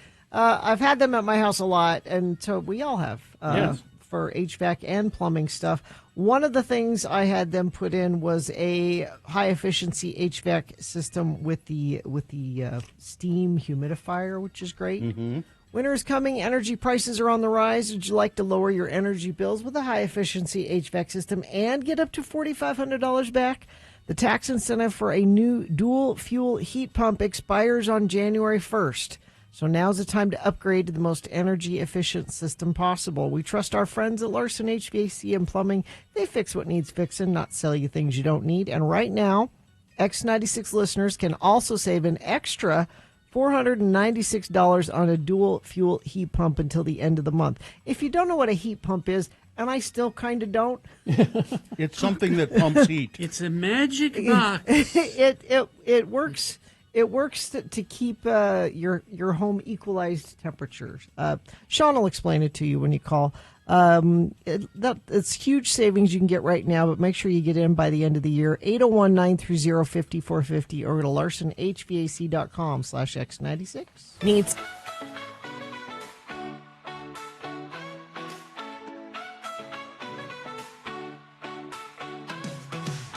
In the Clyde Collective, we know how to have a good time. Come show.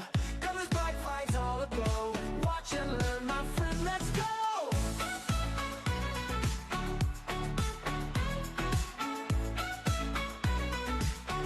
It's been a while since I've told you a nauseating story about how wonderful my husband is. I just when you mentioned this off the air, I thought, oh, I can't wait to hear this about how perfect something is. So when my husband was 18, his mom, for Christmas, gave him a couple of $100 and a bunch of magazines on investing. Investing. Like, you're 18 now. I'm going to give you a little bit of money, and you're going to learn how to invest in the stock market. Oh, okay. This is a good way to jumpstart you learning how to do this. And this story has been lore in our family for a while. We've talked about it a lot because that stock that he bought with that money he gave him, he still owns today. Really? What is it in? Oh, it's a Tobacco, isn't it? Yeah, Cigarette company. Yep, cigarette company. Yeah. So now Jonesy, my daughter, is 18, and she said to her dad the other day, "I want you to teach me about finances. Oh, nice. I too would like to learn the secrets." And she said that a few days ago. So Monday night, my husband, after walking to the grocery store, buying the groceries, coming home and cooking the dinner which was, I had offhandedly asked him a while ago to recreate a meal that I had in Florence when I went there. So he's shopping. He's making this. He's walking to the grocery store. He's making me this meal that I have requested. It was a hamburger, wasn't it? No, it was a butter chicken dish. So he's cooked that. We've eaten dinner, and after dinner, he says, "Okay, kids, you're not excused from the table yet." Uh-oh.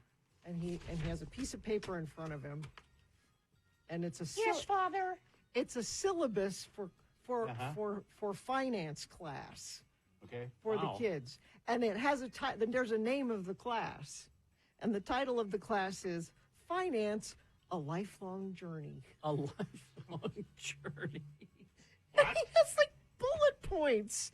It's like, instead of, my daughter saying, hey, I kind of am curious, I got some money for Put a couple of Christmas. $100 in this. Yeah, no, he's created this whole class for our children on how to. Dad, remind me to never ask you anything again. No, they were into it.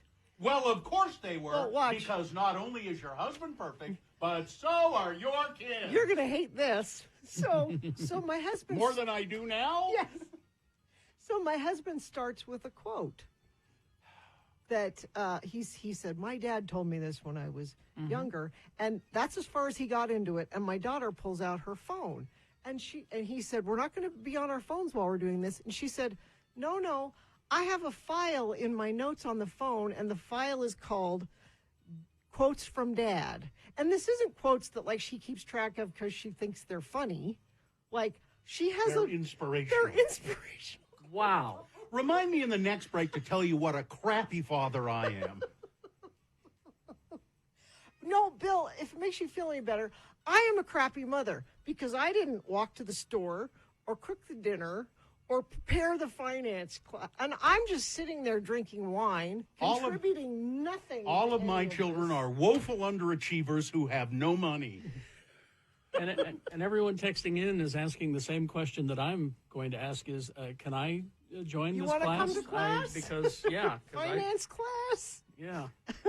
I have no idea how to do any of that. That's why I have a guy. Yeah. And I say, I trust you. You go ahead and. But my husband's point would be, he has a guy too, but you should trust him totally. But, you but need to. Gina, the thing is, when my guy says, this is what I'm doing, and here's why I'm doing it, and here's how you do it, and da-da-da-da-da, and I sit there and I go,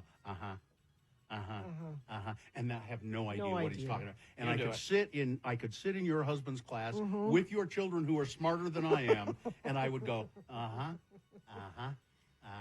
and not understand a single thing he was saying. I can't tell you how much I love that my daughter on her phone has a. She doesn't have.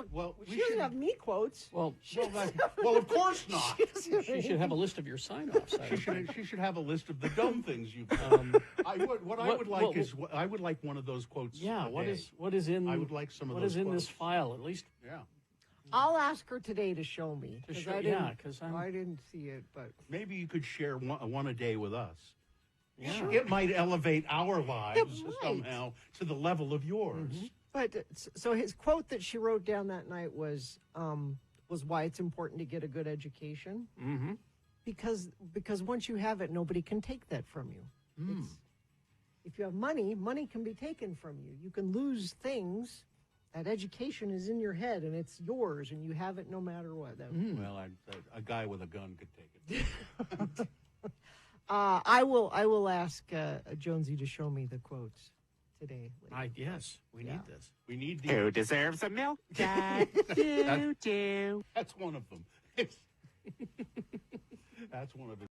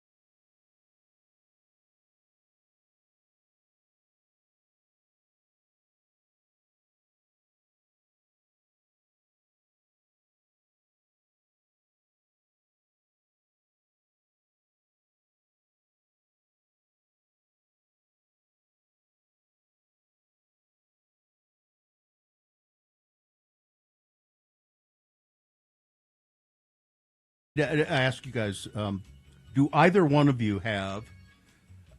So at Thanksgiving time, people used to use electric carving knives for a while. There, they were kind of they were kind of the rage. Yeah. And as it turns out, they really were stupid. Yeah. And they didn't work, and so people stopped using them. Yeah. And they do you either one of you have one? I wish.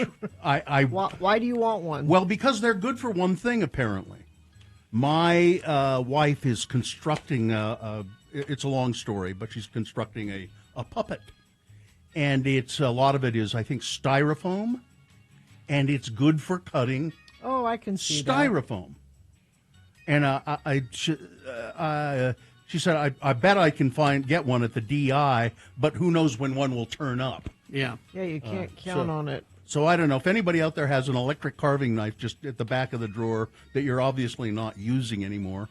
Just, I don't know, let me know. Just Bill at x96.com, and I'll maybe figure out a way to get it from you. You can get one at Ace Hardware for $32. Well, I don't want a brand new one. No, we want the old one from the 70s that were plug-in. Yeah. And were yellow on the bottom and white on top. That's right. And they just really didn't work very well. Yeah. They were stupid. And it was just for carving turkey and chicken. That's really ridiculous. And then, yeah. What, you can't tell us what she's making a puppet for? It's a long story, but it's a puppet. It's a tooth, and it has to do with roller derby and Stubbs Dental.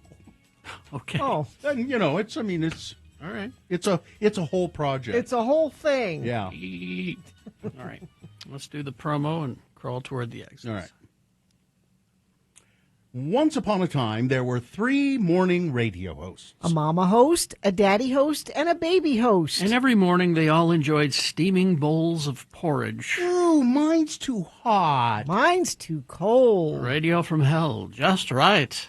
Thursday morning here on X96. I don't know what that was. It's because you've been eating your mush in the morning. I have been. Although I was my last bag of mush at my desk. I got a bag of mush here. So now it's time to decide: do I buy the same mush or do try I a different try one. a different mush? Try a different one. I mean, even though I think you like that, that one, but try a different one. Used to drive me. My cousin Ray called cold cereal mush. That's not. That's it should be dumb. mush. Not mush. Cold Not cereal mush. should be crunchy. Cold It cereal shouldn't is be mushy. cereal. It's cereal, exactly. Cereal. It's Oh, not a guy in the mush. chat room found a picture of the perfect one for you, electric knife. Oh, yeah? It's got a nice little mural of fruit on the side. Oh, that sounds like the classic one. There Oh, you yeah, go. that's a beauty. That's That's exactly the one I remember. excellent. All right. Yeah. And there it is on Amazon. All right. Fine job as always, Katie. Live long and prosper, bitches. Don't you know who I am? I need a new mush. Nick is next.